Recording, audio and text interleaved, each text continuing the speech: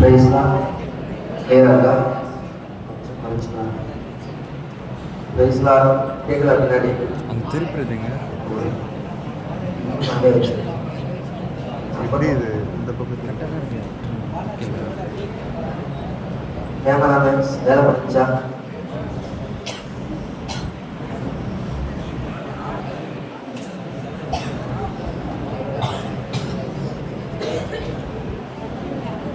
கர்த்தருடைய வார்த்தையின் நேரம் சொல்கிறது, அவர் நமது வசனத்தை அனுப்பி அவர்களை குணமாக்கி அவர்களை அழிவுகளுக்கு தப்புவிக்கிறார் என்று சொன்னார்.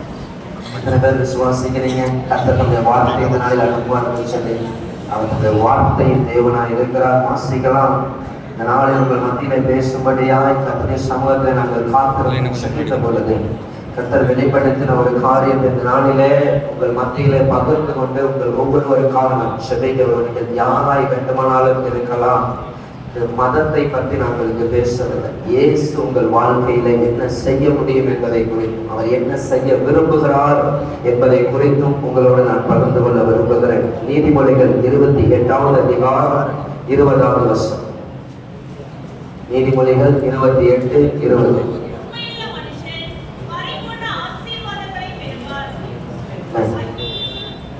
ஒரு நம்முடைய கண்களை மூடி நாம் செபிக்கலாம்.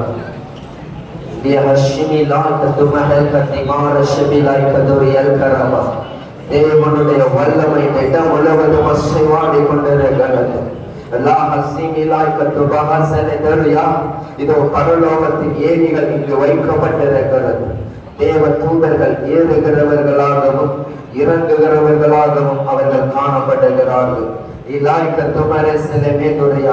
ஒருவர் ஆகிலும் இந்த நாட்டில் நீங்கள் வெறுமையாய் திரும்புவது இல்லை. உங்கள் இருதயங்கள் கண்ணீர்கள் துடைக்கப்படும். எதுவரைக்கும் கர்த்தாவே எதுவரைக்கும் கர்த்தாவே என்று கதறுகிறீர்கள் அல்லவா? இதோ இந்த நாளிலே உங்களுடைய மீட்பை நீங்கள் பெறுவீர்கள். கர்த்தருடைய வைராக்கியம் அதை செய்யும் என்று கர்த்தர் சொல்லுகிறார். என்னுடைய பிரச்சனையில் எனக்கு ஒரு விடுதலை கிடைக்குமா, என் கண்ணீரில் எனக்கு ஒரு விடுதலை கிடைக்குமா என்று காத்திருக்கிறீர்கள் அல்லவா?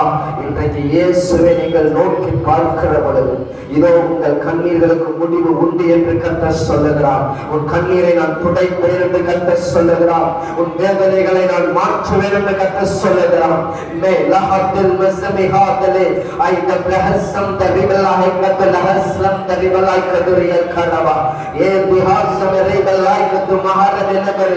ஒரு மகிமையின் மேகம் இந்த இடம் முழுவதும் அசைவாடி கொண்டிருக்கிறது. கர்த்தர் தம்முடைய வல்லமையின் பராக்கிரமத்தோடு தம்முடைய தூதர்களின் சேனைகளோடு இந்த இடங்களை பாலைவனம் இறங்கி இருக்கிறார். ஆலோட்டிகளை நிமித்தம் இஸ்ரவேல் ஜனங்கள் விடுகிற கூக்குரலை கேட்டவர்களை சந்திக்கும்படி இறங்கினது போலவே இந்த நாளிலே தேவன் உங்கள் மத்தியிலே இறங்கி இருக்கிறார்.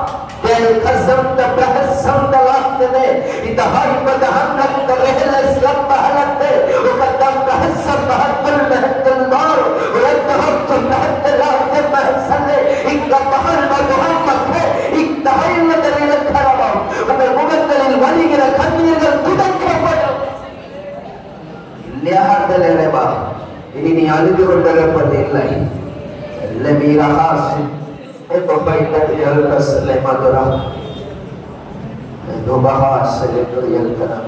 கர்த்தாவே உடைய ஜனங்களை நீ சந்திக்கிறதற்காக கரங்களுக்குள்ளாய் எங்களை ஒப்பு கொடுத்து தாழ்த்துகிறோம். பேசும் ஆண்டவரே நாங்கள் கேட்கிறோம். இயேசுவின் நாமத்தில் ஜெபிக்கிறோம் பிதாவே, ஆமென், ஆமென். கர்த்தராகிய இயேசு கிறிஸ்துவின் நாமத்தினாலே உங்கள் ஒவ்வொருவரையும் வாழ்த்துகிறோம். என்னுடைய பேர் சுரேஷ் டேனியல், திருச்சியிலிருந்து வரோம். லேட்டர் டேஸ் ரிவைவல் ப்ராப்பர்ட்டிக் மினிஸ்ட்ரீஸ் கடைசி கால எழுப்புதல் தீர்க்க தரிசன ஊழியர்கள் என்ற பெயரில் தமிழ்நாடு முழுவதும் செபிக்கிறவர்களோடு இணைந்து நாங்கள் செபித்துக் கொண்டிருக்கிறோம். ஜனங்களுடைய வாழ்க்கையில விடுதலைகள் வர வேண்டும், அடுத்தாக தேசத்தை தேவன் சந்திக்க வேண்டும். தேசத்திலே நல்ல சுபிட்சங்களும் நல்ல நாட்களும் உண்டாக வேண்டும். ஜனங்களுடைய வாழ்க்கைகளிலே மாற்றங்கள் உண்டாக வேண்டும். பாவங்கள் ஒழிக்கப்பட்டு பரிசுத்தம் தேசத்துக்குள்ளாய் கடந்து வர வேண்டும் என்று சொல்லி இப்படியாக நாங்கள் எல்லாவற்றுக்காகவும் செபித்துக் கொண்டிருக்கிறோம். இந்த நாளிலே இந்த இடத்திலே உங்கள் மத்தியிலே கடந்து வரும்படி கர்த்தர் பாராட்டின கிருபைகளுக்காக ஸ்தோத்திரிக்கிறோம். இப்படிப்பட்ட வாய்ப்பை கொடுத்த அருமையான சகோதரி ஜெசிந்தா சிஸ்டருக்காகவும், அருமையான சாமிலி சிஸ்டருக்காகவும், அருமையான ஜாபேஸ் பிரதருக்காகவும் கர்த்தரை ஸ்தோத்திரிக்கிறோம். கர்த்தரை ஆசீர்வதிப்பாராக. கர்த்தர் உங்களோடு கூட இருந்து பெரிய காரியங்களை செய்வாராக. இந்த நாளில் உங்கள் மத்தியிலே கர்த்தரை வார்த்தை பலன்களை கற்றுக் கொடுத்த பெரிய மேலான சாயத்திற்கு நான் கர்த்தரை ஸ்தோத்திரிக்கிறேன். மறுபடியும் அந்த வேத வசனத்தை ஒரு விஷயம் வாசிக்கலாம். நீதிமொழிகள் 28:20 முதல் பகுதி.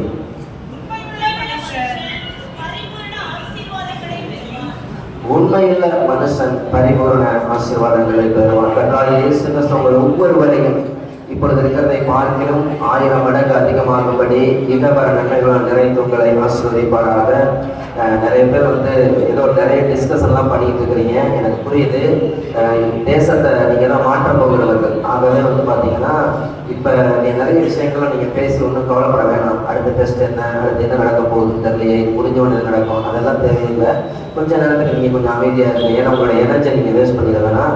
நான் மட்டுமே எனர்ஜியை வேஸ்ட் பண்ணிக்கிறேன். ஆகவே என்ன செய்யுங்க, கொஞ்ச நேரத்தில் நீங்கள் கொஞ்ச நேரம் அப்படி ஒரு சைலண்ட், ஓரளவு பின்ட்ராப் சைலண்ட் உங்களால் கொடுக்க முடியாது, பரவாயில்ல. ஓரளவான சைலண்டை கொடுங்க. கொஞ்ச நேரம் எப்போ முடிப்பாரோ அப்படின்னு பயப்படாதீங்க. ஏன்னா நான் எங்கேயோ ஒரு ஹாலில் நடக்கலை, ஒரு ஸ்கூல் ஹாலில் நடத்துகிறோம். ஸ்கூல்னாலே டைமிங் தான். அதனால எங்களுக்கு என்ன கொடுத்துருக்காங்க, டைம் கொடுத்துருக்காங்க. ஏன் ஒரு வாட்ச், அந்த வாட்சில் நல்லா டைம் ஓடும். நான் டைம் பார்த்துருக்கேன். எனக்கு கொடுத்த டைமில் நான் முடிச்சிடுவேன். எப்போ முடிப்பீங்கன்னா நான் முடிக்கிற டைம் தான் அவங்க கொடுத்த டைம். ஓகேயா? அதனால் நீங்கள் எதை பற்றி என்ன செய்ய வேண்டியது இல்லை, கவலைப்பட வேண்டிய எந்த அவசியமும் உங்களுக்கு இல்லை. ஆகவே எதை பற்றி கவலைப்படாது. நிச்சயமாக சரியான நேரத்தில் முடிச்சிடுவோம். ஒரு கத்திய வார்த்தைக்கு நேராக நாம் கடந்து செல்வோம்.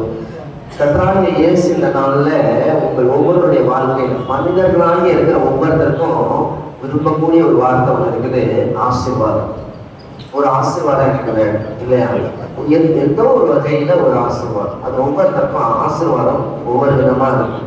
இப்ப எக்ஸாம்பிளுக்கு ஒரு கடன் பிரச்சனையோட ஒருத்தர் இருக்கிறாருன்னு வச்சுக்கோம். அவருடைய கடன் பிரச்சனை தீர்வது தான் அவருக்கான ஆசீர்வாதம். அவரை போயிட்டு அவருக்கு ஒரு பெரிய சட்டையில பிரியாணியே கொண்டே கொடுத்தாலும், ஒரு பெரிய எல்லாத்தையும் கொண்டே கொடுத்தாலும் அவங்களால சந்தோஷமா இருந்துட முடியாது. அவங்களுடைய வாழ்க்கையில சந்தோஷம் எங்க இருக்கு அப்படின்னு சொன்னா அந்த கடன் பிரச்சனை தீர்வதுல தான் இருக்கு. ஒருத்தர் வியாதியோட போராடிட்டு இருக்கிறாங்க அப்படின்னு சொல்லிட்டோம்னா அந்த வியாதி அவங்களுக்கு சுகம் அடைவது தான் அவங்க விரும்பக்கூடிய ஒரு பெரிய ஆசீர்வாதமாக இருக்கும்.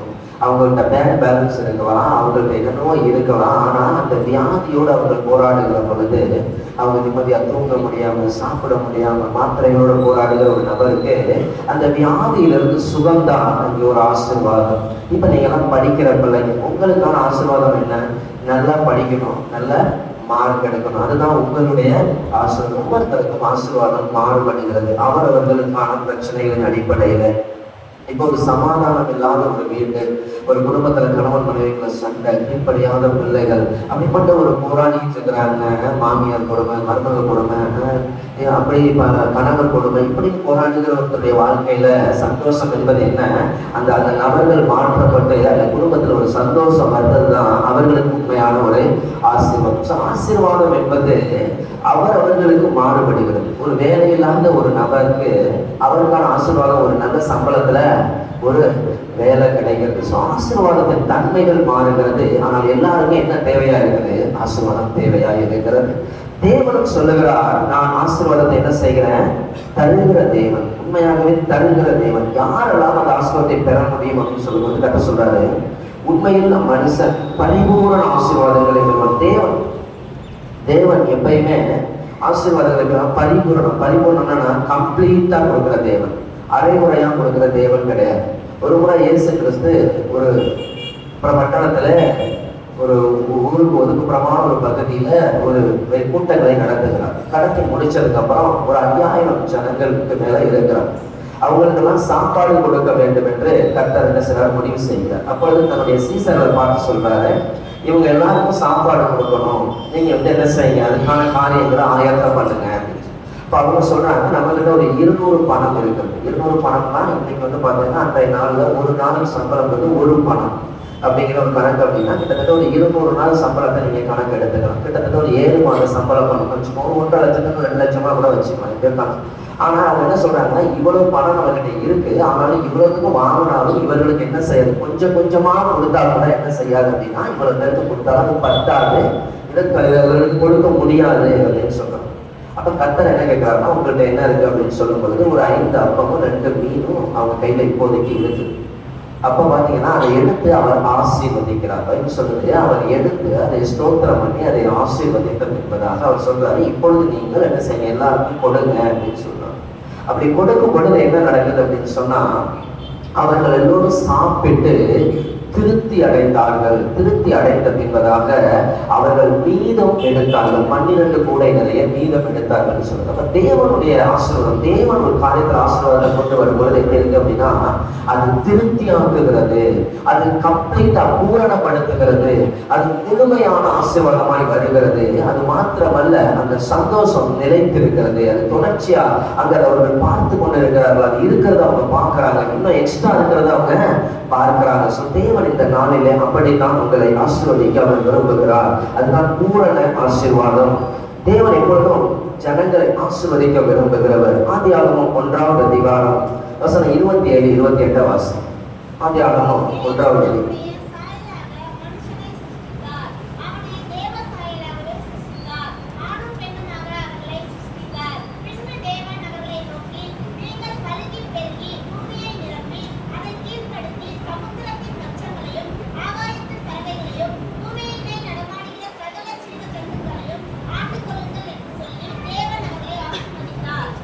பைபிள் சொல்றது முதலாவது மனிதர்களை கடவுள் படைத்து அவர் என்ன செய்தார் அப்படின்னு சொன்னா அவர்களை ஆசீர்வதித்தார். பலுகி பெருகி இந்த பூமியை நிரப்புகிறார். இது கர்த்தருடைய நேச்சர், அதாவது தேவனுடைய சுபாவம் அப்படின்னு ஒண்ணு இருக்கு. அவர் மனிதர்களை ஆசீர்வதிக்கிறவர், அவர் மனிதர்களுக்கு நன்மை செய்கிற ஒரு தேவனாய் காணப்படுகிறார். அப்ப அவரை ஆசீர்வதித்து பலுகி பெருகி பூமியை நிரப்புங்கள் என்று சொல்லி அவர் என்ன செய்தாராம், ஆசீர்வதித்தார் என்று கர்த்தருடைய வேதம் சொல்லுகிறது. அவர் ஆசீர்வதிக்கிற ஒரு தேவனாக அவர் காணப்படுகிறார். அடுத்ததாக ஆதியாகமம் 9ஆம் அதிகாரம் 1ஆவது வசனத்தை வாசிங்க. ஆதியாகமம் 9ஆம் அதிகாரம்.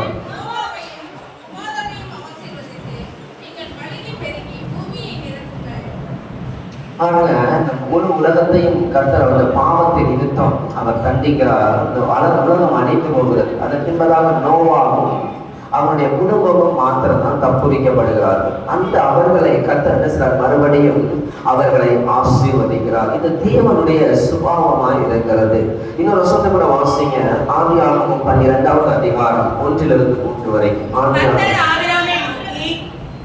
நீ உன் தேசத்தையும் உன் இனத்தையும் உன் தகப்பனுடைய வீட்டை விட்டு புறப்பட்டு நான் உனக்கு காண்பிக்கும் தேசத்துக்கு போ. நான் உன்னை பெரிய சாதியாக்கி உன்னை ஆசீர்வதித்து உன் பேரை பெருமைப்படுத்துவேன். நீ ஆசீர்வாதமாய் இருப்பாய். ஆமென். இங்க பாருங்க, இந்த உலகத்துல யாருமே கடவுளை தேடாத நாட்களில கடவுள் ஆபிரகாம்ங்கிற மனிதனுக்கு தன்னையே அறிமுகப்படுத்துகிறார். செல்ஃப் இன்ட்ரோடியூஸ் பண்றார். நான் தான் ஜீவனுள்ள தேவனாக இருக்கிறேன், நீ என்ன செய், என்னை பின்பற்றி வா, என்னை பின்பற்றி நான் சொல்லுகிற தேசத்துக்கு நீ கடந்து போ, நான் உன்னை என்ன செய்வேன், நான் ஆசீர்வதிப்பேன் என்று கர்த்தர் சொல்லுகிறார். அப்ப தேவனுடைய நோக்கம் என்பது மனிதர்களை ஆசீர்வதிப்பது. ஏன்னா தேவன் மனிதர்களை படைத்தது அந்த மனிதர்களோடு ஒன்றாய் இருந்து தன்னுடைய ஆசீர்வாதத்தையும் நன்மையும் அவர்களுக்கு கொடுக்க வேண்டும் என்பதுதான் தேவனுடைய பெரிய விருப்பமாய் காணப்படுகிறது. அப்ப தேவன் ஆசீர்வதிக்கிறவராய் இருக்கிறார். லூக்கா 24ஆம் அதிகாரம் வசனம் 50, 51 வாசிங்க. லூக்கா 24 வசனம் 50, 51.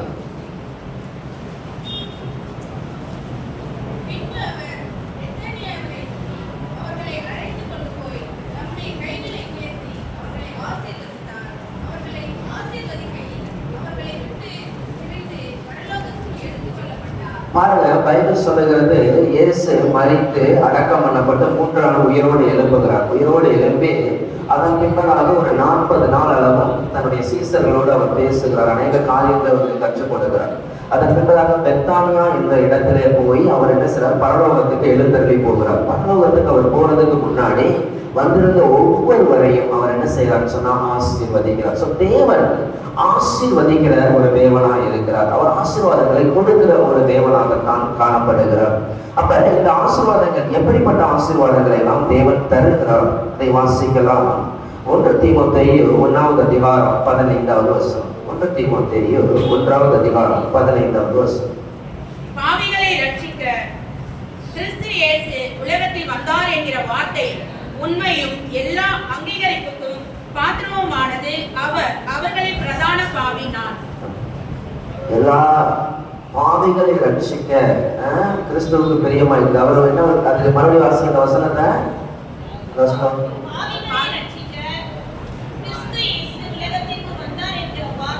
உண்மையும்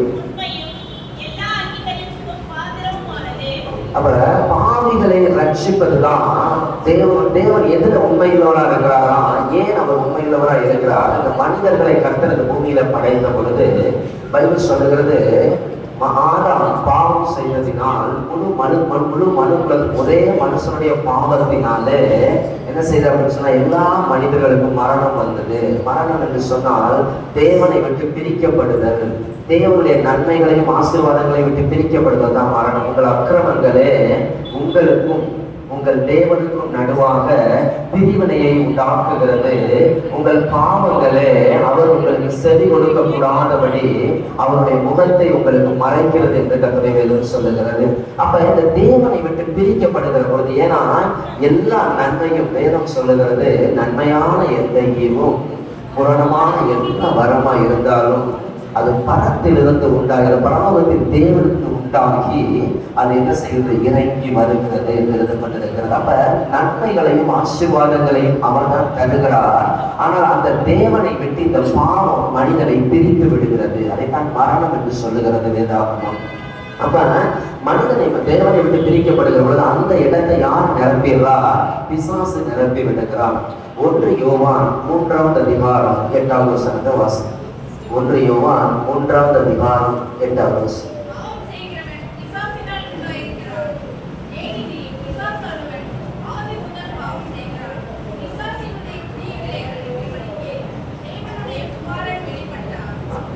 பைபிள் சொல்லுகிறது, பாவம் செய்கிறவன் பிசாசினால் உண்டாயிருக்கிறான் என்று எழுதப்பட்டிருக்கிறது. பிசாசு ஆதி முதல் பாவம் செய்கிறான். இந்த பிசாசு தான் பாவத்திற்கு காரணமாக இருக்கிறான். இந்த பிசாசு பாவத்தின் மூலமாக ஒரு மனிதனுடைய வாழ்க்கையில உள்ள வருகிற பொழுது என்ன நடக்கிறது, அவனுடைய வாழ்க்கையை அவன் சீரழித்து விடுகிறான். வாசிங்க, யோவான் எழுதின சுவிசேஷ புஸ்தகம் 10வது அதிகாரம் 10வது வசனம். யோவான் 10:10.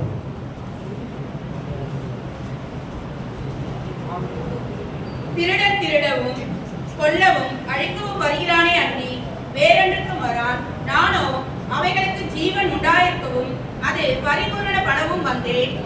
பைபிள் சொல்லுது, பிசாசை திருடன் என்று சொல்லுகிறது வேதாகமம். அவன் திருடவும் கொல்லவும் அழிக்கவும் வருகிறான் என்று எழுதப்பட்டிருக்கிறது. பிசாசு ஒரு மனிதனுடைய வாழ்க்கையில வரும் பொழுது, நான் பாவம் செய்கிற பொழுது என் வாழ்க்கைக்குள்ள பிசாசை அனுமதிக்கிறேன். அந்த பிசாசு என்ன பண்றானா, அவன் திருடுகிறான். நம்முடைய சந்தோஷம், சமாதானம், நன்மைகள், ஆசீர்வாதங்கள், சுகங்கள் எல்லாவற்றையும் அவன் திருடுகிறவனாக இருக்கிறான். அடுத்ததாக பாவம் செய்கிற ஆத்துமா சாகும் என்று சொல்லுகிறது.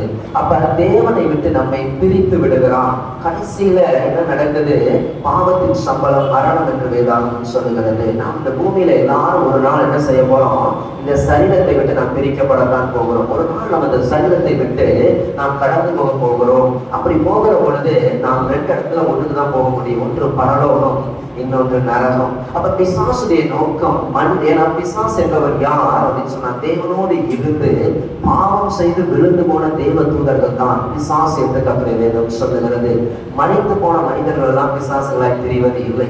அது பிசாசே உருவாக்கின பொய். பைபிள் சொல்லுது, பிசாசு பொய்யனும் பொய்க்கு பிதாவுமாய் இருக்கிறபடினால் அவன் பொய் பேசும்போது தன் சொந்தத்துல எடுத்து பேசுகிறான்னு சொல்லி, அதனால என்ன செய்யறது, யாராவது ஒரு மறித்து போன ஆளை சொன்னாதான் எல்லாரும் பயப்படுவாங்க அப்படின்னு சொல்லி மறித்தவர்களுக்கு யாரும் பேயாரா சொல்ல முடியாது. பைபிள் சொல்லுது, மனுஷன் ஒரே தரம் மறிப்பதும் பின்பு நியாய தீர்ப்பு அடைவதும் அவனுக்கு நியமிக்கப்பட்டிருக்கிறது. ஒரு மனிதன் அந்த பூமியில மறிச்சிட்டாலே அதன் பின்பதாக ஜட்ஜ்மெண்ட்டுக்கு போயாகும், தேவனுடைய சமூகத்துக்கு போயாகும். அவனுக்கு பூமியில வாழ்ந்த வாழ்க்கைக்கு தகுந்த நியாய தீர்ப்பை அவன் பெரும்படி கடந்து போக வேண்டும். ஆகவே ஒரு நாள் என்ன செய்ய முடியாது, இந்த பூமியில யாரும் மறித்தவர்கள் ஆவியாய் சுற்றுவதெல்லாம் இது உருவாக்கப்பட்ட பிசாசை உருவாக்கின பொய்கள்.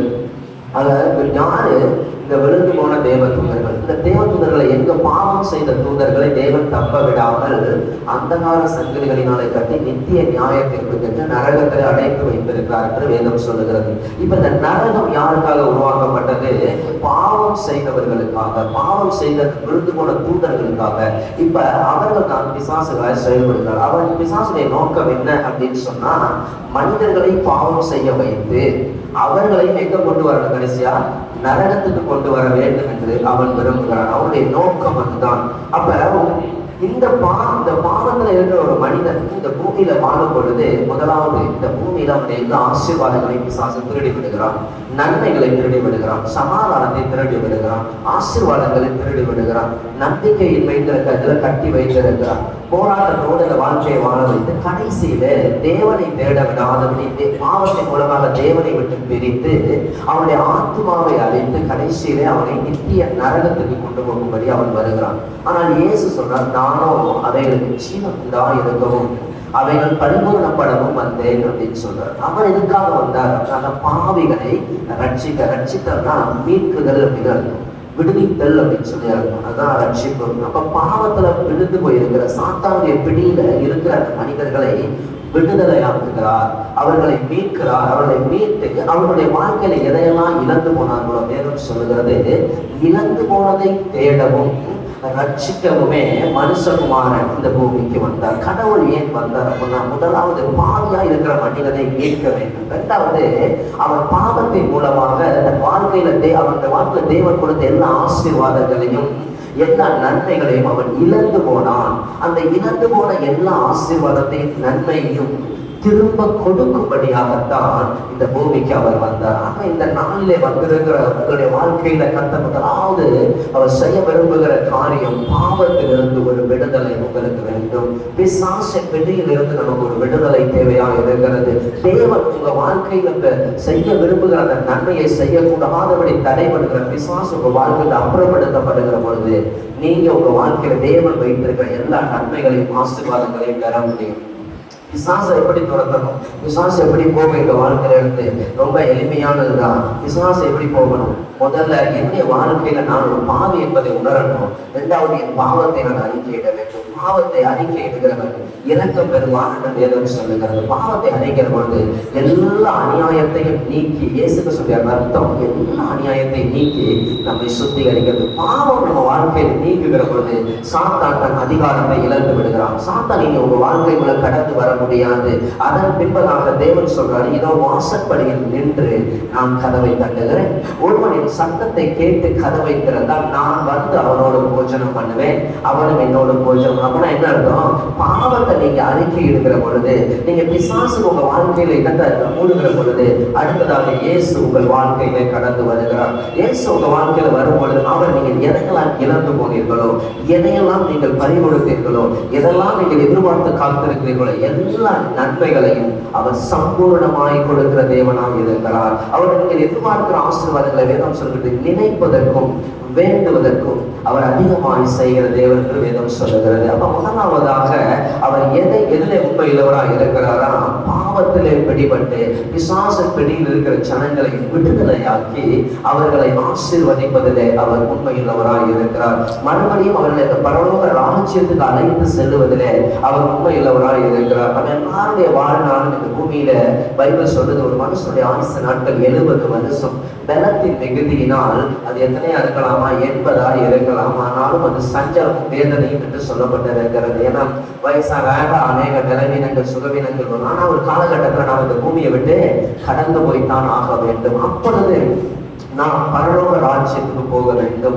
தேவனோடு வாழ்க. அங்கு வேதனை இல்லை, கண்ணீர் இல்லை, துக்கம் இல்லை, அலறுதல் இல்லை. அது சந்தோஷமும் மகிழ்ச்சியும் நிறைந்த தேவன் தன்னோடு வாழும்படியாக மனிதனுக்காக ஆயத்தம் பண்ணி வைத்திருக்கிற ஒரு இடம். அதைத்தான் கர்த்தர் சொல்லி சீசனுக்கு சொன்னாரு, நான் இப்பொழுது போகிறது நல்லது அப்படின்னு சொல்லி சொன்னாரு. நான் உங்களுக்காக ஒரு ஸ்தலத்தை நான் ஆயத்தம் பண்ண போகிறேன். நான் போய் அதை ஆயத்தம் பண்ணின பின்பு என்னோடு கூட நீங்கள் இருக்கும்படி நான் வந்து உங்களை கூட்டி செல்வேன் அப்படின்னு சொல்லி இருக்கிறேன். அப்ப நாங்க எல்லாருக்கும் ஒரு ஸ்தலத்தை, ஒரு சமாதானமான நித்தியமாய் வாழக்கூடிய ஒன்றை ஆயத்தம் பண்ணி வைத்திருக்கிறார். நம்ம இந்த பூமியை விட்டு கடந்து போகதான் போறோம். ஒரு நாள் என்னைக்கு இருந்தாலும் நம்முடைய வாழ்க்கை புரிய போகிறது. ஆனா அதன் பின்பதாக அவரோடு வாழக்கூடிய ஒரு ஸ்லாக்கியம், அதை கொடுப்பதற்காகத்தான் அந்த காரியத்துக்கு தான் இயேசு சிலுவையிலே வந்து மறித்து அடக்கம் பண்ணப்பட்ட 3ஆம் உயிரோடு அவர் எழுப்பினார். அவரை ஏற்றுக்கொள்கிற ஒவ்வொருவருடைய பாவத்தையும் அவர் மன்னித்து, பாவத்தை அறிக்கையிடும் பொழுது பாவங்களை மன்னித்து நீங்கள் இறந்து போன எல்லா ஆசீர்வாதத்தையும் அவர் கொடுக்கிறவராக இருக்கிறார். அடுத்ததாக தேவன் செய்ய விரும்புகிற காரியம், எதிலே அவர் உண்மையுள்ளவராக இருக்கிறார். வாசிங்க 1 கொரிந்தியர் 1வது அதிகாரம் 9வது வசனம். 1 கொரிந்தியர் 1வது அதிகாரம் 9வது வசனம்.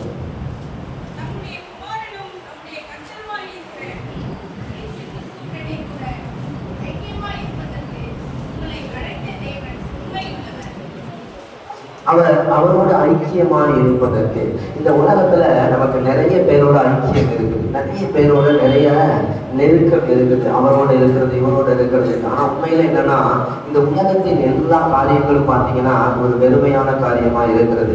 நீங்க நம்புகிற மனிதர்கள் அநேக நேரங்கள்ல நம்பிக்கைக்கு பாத்திரமா என்ன செய்யறதில்ல, இருக்கிறது இல்லை. நம்பிக்கைக்கு பாத்திரமா அவர்கள் நடப்பது இல்லை. அப்ப மனிதர்கள் பைபிள் சொல்லுது, மனிதனை நம்புவது கண்ணியை வருவிக்கும், கர்த்தரை நம்புகிறவனும் உயர்ந்த அடைக்கலத்திலே வைக்கப்படுவான். அப்ப உங்களுடைய நம்பிக்கை கர்த்தர் மேல இருக்கணும், உங்களுடைய ஐக்கியம் கர்த்தரோடு இருக்கணும். அப்ப அந்த கர்த்தரோட தேவன் மனிதனோடு இணைந்து இருப்பதற்கு தான் அவர் விரும்புகிறார். அவருடைய பெரிய விருப்பமே என்னன்னா, தேவன் மனிதனோடு இணைந்திருக்க விரும்புகிறார். அவனுடைய வாழ்க்கையை ஒவ்வொரு காரியத்தை பொறுப்பெடுத்துக் கொள்ள விரும்புகிறார். எல்லா சூழ்நிலையிலும் உங்களோடு இருக்க விரும்புகிறார். என்ன கர்த்தர் சொல்லுகிறார், அவனின் மேல் வாஞ்சியா இருக்கிறபடியால் நான் அவனை விடுவிப்பேன், என் நாமத்தை அவன் அறிந்திருக்கிறபடியால் அவனை உயர்ந்த அடைக்கலத்தில் வைப்பேன், அவன் என்னை நோக்கி கூப்பிடுவான், நான் அவனுக்கு மறு உத்தரவு அருளை செய்வேன், ஆபத்துல நான் அவனோடு இருந்து அவனை நான் தப்புவித்து அவனை நான் கனப்படுத்துவேன் அப்படிங்கிறது. அப்ப எல்லா ஏன் நமக்கு அவருடைய ஐக்கியம் தேவையா இருக்கிறது? ஏன் தேவன் இன்னைக்கு நமக்கு நிறைய ஐக்கியம் இருக்குது. நிறைய சில பேருக்கு வந்து நாடகம் நல்ல ஐக்கியமா இருக்குது. நம்ம ஐக்கியம்னா என்ன இருக்குன்னா, நம்ம யாரோட ரொம்ப நெருக்கமா இருக்கோமோ அவன். சிலருக்கு வந்து செல்போனோட ரொம்ப ஐக்கியமா இருக்கீங்க அப்படிப்பட்டவங்க இருக்கீங்களா? நிறைய பேர் அப்படியே ரொம்ப சைலண்ட் ஆகிருக்கும், கரெக்டா சகலத்தையும் அறிவார். ஓகே, அவரோட பாத்தீங்க அப்படின்னு சொன்னா ஒவ்வொருத்தருக்கும் ஒருத்தரோட என்னது ஐக்கியமா இருக்கிறது. அப்ப ஒவ்வொருத்தருக்கு, ஆனா இது ஏதாவது உங்க வாழ்க்கையை மாற்றுமா, இது ஏதாவது உங்க வாழ்க்கையில நன்மைகளை செய்யுமா அப்படின்னா நிச்சயமா இல்லை. அப்ப உங்க வாழ்க்கையில நன்மைகளை யார் செய்ய முடியும்? உங்க வாழ்க்கையில அற்புதங்களை யார் செய்ய முடியும்? இயேசு கிறிஸ்துவால் செய்ய முடியும். அவர் ஐக்கியத்தை விரும்புகிறார், அவர் மனிதனோடு இணைந்திருக்க விரும்புகிறார். அப்ப இரண்டாவதாக அவர் உங்களோடு ஐக்கியமாய் இருக்க அவர் விரும்புகிறார். அதில் அவர் உண்மையுள்ளவராய் இருக்கிறார்.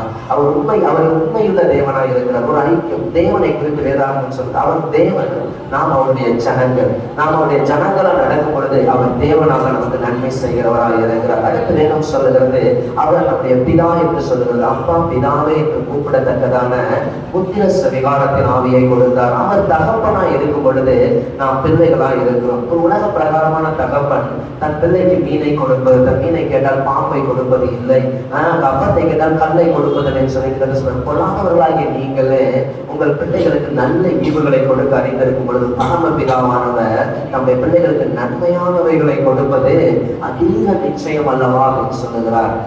அப்ப பாருங்க, இது எந்த அளவுக்கு ஒரு பெரிய காரியம். ஒரு இடத்துல கற்க சொல்றாரு, தம்முடைய ஏக சுதனென்றும் பாராமல் ஒரே குமாரன் கூட பார்க்காம அவரையே நமக்காய் கொடுத்தவர் மற்ற எல்லாவற்றையும் அருளாக இருப்பது எப்படி? அப்ப அவர் தன்னை சொந்த, நீங்க அவருடைய பிள்ளையாய் மாற வேண்டும் என்பதற்காக அப்பா பிதாவே என்று கூப்பிடத்தக்கதான ஒரு புத்திர சுவிகாரத்தின் ஆவியை கொடுத்தார். அதாவது என் தேவனை அப்பா அப்படின்னு நம்ம கூப்பிடுவதற்காக தன்னுடைய குமாரனை பலியாய் கொடுத்தார் வேதம் சொல்லுகிறது. அப்ப அப்படிப்பட்ட ஒரு பெரிய தியாகத்தை செய்தவர் மற்ற எல்லாத்தையும் அருளாது இருப்பது எப்படி, கொடுக்காது இருப்பது எப்படி? அப்பா ஏன் அவங்களுக்கு ஐக்கியம் முக்கியம்? எந்த சூழ்நிலை அவர் உங்களை கைவிடுகிறவர் அல்ல, எந்த சூழ்நிலை உங்களை விட்டு விலகுகிறவர் அல்ல. நீங்க நம்புகிற மனிதர்கள் கைவிடலாம், நீங்க நம்புகிற மனிதர்கள் விலகி போகலாம். இன்னொரு விஷயம், எல்லா மனிதர்களும் கெட்டவர்களா அப்படின்னா நிச்சயமா இல்லை. ஆனா மனிதர்களாகிய நாம ஒரு குறிப்பிட்ட பலத்துக்கு உட்பட்டவர்கள். எக்ஸாம்பிளுக்கு இப்போ உங்களுக்கு ஒரு தேவை இருக்குது அப்படின்னு சொல்லி வைத்துக் கொள்வோம். உங்க கூட பிறந்த சகோதரியாவே இருக்கிறாங்க, இல்ல சகோதரனாவே இருக்கிறாங்க. நீங்க அவங்கள்ட்ட அந்த காரியத்தை கேட்கறீங்க, அவங்க உங்களை நேசிப்பாங்க, உண்மைதான். ஆனா உண்மையில என்ன அப்படின்னா, அவங்களால நீங்க கேட்கக்கூடிய அந்த காரியத்தை கொடுக்கக்கூடிய நிர்வாகம் அவங்களுக்கு இருந்தாலும் அதை உங்களுக்கு செய்ய முடியும். இப்ப தரலங்கிறதுக்காக அவங்க கெட்டவங்க கிடையாது, தரக்கூடிய கெப்பாசிட்டி அவங்கள்ட்ட. அப்ப உங்களுடைய எல்லா சூழ்நிலைகளும், உங்களுடைய எல்லா பிரச்சனையிலிருந்தும் உங்களை விடுதலையாக்கக்கூடியவர் தேவன் மாத்திரம். அதுதான் அந்த ஐக்கியம் தேவையாக இருக்கிறது. அவரோடு நீங்க இருக்கும் பொழுது, அவர் உங்களுடைய தகப்பனா இருக்கிற பொழுது, உங்க வாழ்க்கையில் எல்லாத்தையும் சந்திக்க அவர் உண்மையுள்ளவராக இருக்கிறார். அடுத்ததாக வாசிங்க 1 தெசலோனிக்கேயர் 5:24. 1 தெசலோனிக்கேயர் 5:24.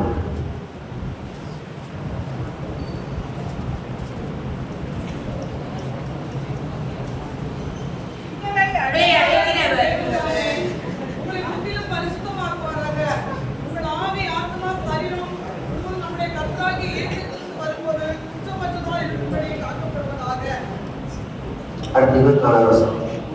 உங்களை அழைக்கிறவர் உண்மையுள்ளவர், அவர் அப்படியே செய்வார். ஆமென். அடுத்ததாக அவர் எதிலே உண்மையுள்ளவராக இருக்கிறார்? இப்ப பாவத்துல இருந்து கர்த்தர் ஒரு தடவை விடுதலை ஆகிட்டார். பாவத்தினால நான் எப்ப பாவத்தை அறிக்கை பண்ணணும், என் பாவத்தை இயேசு மன்னித்து விடுகிறார். பாவத்துல இருந்து நான் விடுதலை ஆக்கப்பட்டுட்டேன். ஆனா தொடர்ந்து நான் பாவத்துல வாழலாமா? வாழக்கூடாது. அதுக்காக தான் அவர் என்ன செய்யறாருன்னா, தன்னுடைய பரிசுத்த ஆவியை அவர் நமக்கு தந்திருக்கிறார். அந்த பரிசுத்தர் வந்து பாவத்தை குறித்து, நீதியை குறித்து, நியாய தீர்ப்பை குறித்து கண்டித்து உணர்த்தி தொடர்ந்து நாம் அவருடைய பரிசுத்தத்திலே வாழ வேண்டும். ஏன்னா இயேசு கிறிஸ்து மீண்டுமா இந்த பூமிக்கு வரப்போகிறார். பூமிக்கு வந்து அவர் இந்த பூமியை நியாயம் தீர்க்க போகிறார். வேதம் சொல்லுகிறது, அவர் வருகிறார், அவர் பூமியை நியாயம் தீர்க்கும்படியாக வருகிறார். அவர் இந்த பூலோகத்தை நீதியோடும் ஜனங்களை சத்தியத்தோடும் நியாயம் தீர்ப்பார். அப்ப இந்த பூமியை கட்ட படைத்து மனிதர்கள் கரங்களிலே கொடுத்திருக்கிறார். ஆனால் அந்த மனிதர்கள் எப்படி வாழ்ந்தாங்கிறதுக்காக ஒரு நியாய தீர்ப்பை கொடுக்கும்படியாக இயேசு மறுபடியும் வரப்போகிறார். முதல் முறையாக அவர் வந்த பொழுது மனிதனுடைய பாவத்திலிருந்து அவரை மீட்கும்படியாக வந்தார். ஆனால் மறுபடியும் இயேசு வரப்போகிறார், வந்து பாவத்துக்கு தக்க தண்டனைகளை கொடுக்கும்படியாக, அவனுடைய கிரியைகளின்படி நியாயம் தீர்க்கும்படியாக அவர் வரப்போகிறார். அப்படி வரும் பொழுது யார் பாதுகாக்கப்பட முடியுமா? பைபிள் சொல்ற வருகையிலே என்ன இருக்கணுமா? உங்கள் ஆவி, உங்கள் ஆத்மா, உங்கள் சரீரம் எப்படி இருக்கணும்? குற்றமற்றதாக இருக்க வேண்டும். வேதம் சொல்லுகிறது. அப்ப நீங்கள் பரிசுத்தமாய் இருக்க வேண்டும். அப்ப யார் உங்களுக்கு பரிசுத்தப்படுத்துகிறார்? வேதம் சொல்லு, நானே உங்களை பரிசுத்தமாக்குகிற கர்த்தர் என்று கர்த்தருடைய வேதம் சொல்லுகிறது. அப்ப அவர் தான் பரிசுத்தமாக, நம்மளாலேயே பரிசுத்தமா இருந்துட முடியுமா? ஒரு நாளைக்கு நீங்க கோபப்படக்கூடாதுன்னு முடிவெடுக்கிறீங்க. ஆனா அந்த நாளுக்கு கடைசி நிமிடத்துல நீங்க யோசிச்சு பார்த்தீங்கன்னா பல நேரங்களில் நீங்க அதை என்ன செஞ்சிருக்கீங்க? உடைச்சிட்டோம். இப்படிதான் பல நேரங்களில நம்ம என்ன செய்யக்கூடாதுன்னு நமக்கு தெரியுது, ஆனாலும் செய்யக்கூடாதுன்னு தெரிந்த விஷயத்தை நம்ம தொடர்ந்து என்ன செய்யறோம்? நம்ம என்ன செய்யல? பாவங்கிற இதெல்லாம் பாவம்னு எனக்கு அறிவு இருக்குது, ஆனா பாவத்தை ஜெயிக்கக்கூடிய வல்லமை என்கிட்ட இல்லை. அப்ப அதுக்கு தான் தேவன் நம்மோடு வந்து தங்கி அவர் சொல்ற, உன் பலவீனத்தில் என் பலன் பூரணமாய் விளங்கும் என்று சொல்லுகிறார். அப்ப அவர் பூரணத்தை கொடுக்கிறார். நம்மளால பூரணமாக ஆக முடியாது. பைபிள் சொல்ல, நாம் எல்லோரும் அநேக விஷயங்களிலே தவறுகிறோம் என்று வேதம் சொல்லுகிறது. நாம் குறைவுள்ள மனிதர்கள். ஆனா பைபிள் சொல்லுகிறது, நிறைவானது வரும் பொழுது குறைவானது என்ன செய்யலாம்? ஒழித்து போகுது. நிறைவு எங்க இருக்குது? கிறிஸ்து இயேசு தம்முடைய மகிமையிலே உங்கள் குறைவுகளை எல்லாம் நிறைவாக்குவார் என்று வேதம் சொல்லுகிறது. அப்ப உங்க வாழ்க்கையில, நம்முடைய வாழ்க்கையில பரிசுத்தம் மிக அவசியமா இருக்கிறது. தேவன் எனக்கு உதவி செய்ய வேண்டும் என்று விரும்புகிற ஒரு நபருடைய வாழ்க்கையில் இருக்க வேண்டியது என்னன்னா பரிசுத்தம். ஏன்னா அவர் வந்து உங்களுக்கு உதவி செய்யணும் அப்படின்னு சொன்னா அந்த இடத்துல அவர் வருவதற்கு அந்த இடம் ஆயத்தமாய் இருக்க வேண்டும். ஏன்னா பைபிள் சொல்லுது, நான் பரிசுத்தராகிய நீங்களும் பரிசுத்தமாய் இருக்கிறது என்று கர்த்தர் சொல்லுகிறார். அப்ப பரிசுத்தம் இல்லாத இடத்துல கர்த்தரால வர முடியாது. அப்ப அந்த பரிசுத்தம் என் வாழ்க்கையில தொடர்ச்சியா இருக்கு. ஏதோ ஒரு நாள் நடக்கிற காரியம் இல்ல, இது டெய்லி ப்ராசஸ். அனுதினமும் உங்களுடைய பரிசுத்தம் என்ன செய்யணும்? அது நடந்து கொண்டே இருக்கணும். பைபிள் சொல்றது, உங்கள் புறம்பான மனிதன், அதாவது என்னுடைய நேச்சுரல் சுபாவம், நான் நேச்சுரலா இப்பதான் இருப்பேன் அப்படிங்கிற அந்த புறம்பான மனிதன் அழித்து உள்ளான மனிதன், அதாவது தேவனுக்கு பிரியமானவனாக வாழக்கூடிய அந்த வாழ்க்கை ஒவ்வொரு நாளும் புதிதாக்கப்பட வேண்டும் என்று சொல்லப்பட்டிருக்கிறது. அப்ப அனுதினமும் நாம் பரிசுத்தமாக்கப்பட வேண்டும். அப்ப அந்த பரிசுத்தமாக்குகிற அந்த வேலையை செய்வதில் அவர் உண்மையுள்ளவராக இருக்கிறார். நம்மோடு அவர் இணைந்து என்ன செய்கிறார்? ஒவ்வொரு நாள் நமக்கு போதிக்கிறார். பிரயோஜனமா இருக்கிறதை உனக்கு போதித்து நீ நடக்க வேண்டிய வழியிலே உன்னை நடத்துகிற உன் தேவனாகிய கர்த்தர் நான் என்று அவர் சொல்லி இருக்கிறார். அப்ப அனுதினமும் நம்மை பரிசுத்தமாக்குவதிலே அவர் உண்மையுள்ளவராய் இருக்கிறார். அடுத்ததாக 2 தெசலோனிக்கேயர் 3வது அதிகாரம் 3வது வசனம். 2 தெசலோனிக்கேயர் 3வது அதிகாரம் 3வது வசனம்.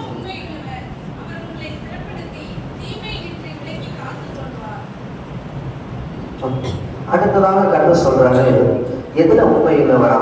அவர் உங்களை ஸ்திரப்படுத்தி தீமையை நின்று விலக்கி காத்துக் கொள்ளுகிற ஒரு தேவன். அவர் அடுத்து எதுல உண்மையுள்ளவர்? உங்க வாழ்க்கையில தீமை, இந்த பூமியில தீமைகள் இருந்து கொண்டே இருக்கிறது. அநேக தீமைகள் ஒவ்வொருடைய வாழ்க்கையிலும் ஒவ்வொரு விதமாக நடந்து கொண்டே இருக்கிறது. அந்த தீமைகளில் இருந்து உங்களை அவர் விலக்கி காக்கிறோம். அதுதான் கர்த்தர் ஒரு ஜெபத்தை சொல்லிக் கொடுக்கும் பொழுது தீமை நின்று எங்களை விலக்கி காத்துக் கொள்ளும் அப்படிங்கிற அந்த கடைசி பாயிண்ட் அவர் சொன்னாரு. அப்ப பாத்தீங்கன்னா வரக்கூடிய ஆபத்துகளில் இருந்து, உங்களுக்கு வரக்கூடிய தீமைகளில் இருந்து உங்களை காப்பதிலே, உங்களை பாதுகாப்பதற்கு அவர் உண்மையுள்ளவராக இருக்கிறார். வழிகளில் எல்லாம் உன்னை காக்கும்படி உனக்காக அவர் நம்முடைய தூதர்களுக்கு கட்டளையிடுவார். நம்முடைய நாட்டுல பாத்தீங்க அப்படின்னு சொன்னா, குறிப்பா தமிழ்நாட்டையே எடுத்துக்கோங்க. நீங்க வெளியில போயிட்டு ஒரு பைக்லயோ எங்கேயோ போயிட்டு நீங்க சேஃபா நீங்க திருப்பி வரீங்கன்னா அதுவே பெரிய கர்த்தருடைய பெருமை தான். ஏன் இங்க பாத்தீங்கன்னா டாஸ்மார்க் தொடர்ந்து அதுவும் பாத்தீங்க அப்படின்னு சொன்னா ஏகப்பட்ட குடிகாரர்கள் தான் வண்டியை ஓடிட்டு இருக்காங்க எல்லா இடத்துலயுமே. இதை தாண்டி நம்ம போயிட்டு சேஃபா வர்றோம் அப்படின்னு சொன்னா நம்ம திறமனால இல்லை, அது கர்த்தருடைய பெருமை. அவர் நம்மை காத்து கொள்ளுகிறார். உண்மைதானே? இன்னொன்று சென்னையை பத்தி சொல்ல வேண்டியது இல்லை. எப்பயும் மழை, ரொம்ப வளர்ச்சி அடைந்து இந்த மாநிலத்துல எங்க திரும்பினாலும் கொண்டு முடியுமா தான் இருந்துச்சு. இதுல நீங்க போயிட்டு சேஃபா நீங்க திருப்பி வாங்கி வந்தீங்களா, அதுவே தேவன் உங்களை காத்து கொள்ளுகிறார் அப்படின்னு சொல்லி நம்ம பார்க்கலாம். அப்போ இப்போ இங்கே திருச்சியெல்லாம் வந்துட்டீங்கன்னா அதெல்லாம் கிரீன் சிட்டி அப்படின்னு சொல்லுவாங்க. ஏன்னா எங்களுக்கு மழையே பெய்யும் பெருசா, எப்பயாவது தான் பெய்யும். அதனால பார்த்தீங்க அப்படின்னா பெரிய அளவில் ரோடுகள் சேதம் வராது. என்னைக்காவது அடிச்சா பழக்கம் போல மாறிடும். ஆனால் அப்படி வலிக்கிறதே இல்லை எங்களுக்கு. ஆனால் உங்களுக்கு அப்படி இல்லை, உங்களுக்கு எப்பயுமே மழை இருக்குது. அதனால என்ன இருக்குது, ரோடு கொண்டு முடியுமா இருக்குது. ஸோ இது நடுவில் நீங்கள் போயிட்டு திரும்பி வர்றது கூட என்னதான் ஒரு பாதுகாப்பு. தீமையில் இருந்து அவர் காத்து கொண்டுகிறார். எல்லா தீமைக்கும் அவர் விலக்கி காக்கிற ஒரு தேவனாக இருக்கிறார். உங்களுக்கு விரோதமாக ஒரு பில்லி சொல்லிட்டு மந்திரவாதங்கள் இன்னைக்கு அவங்க தான் ரொம்ப தினத்தந்தியோட 2வது பக்கத்திலே விளம்பரம் பண்ணிருக்காங்க. பில்லி சூனியம் பைக்கை எடுக்க எங்களை அணுகவும் 50 ரூபாயிலிருந்து ஆரம்பிக்கிறது.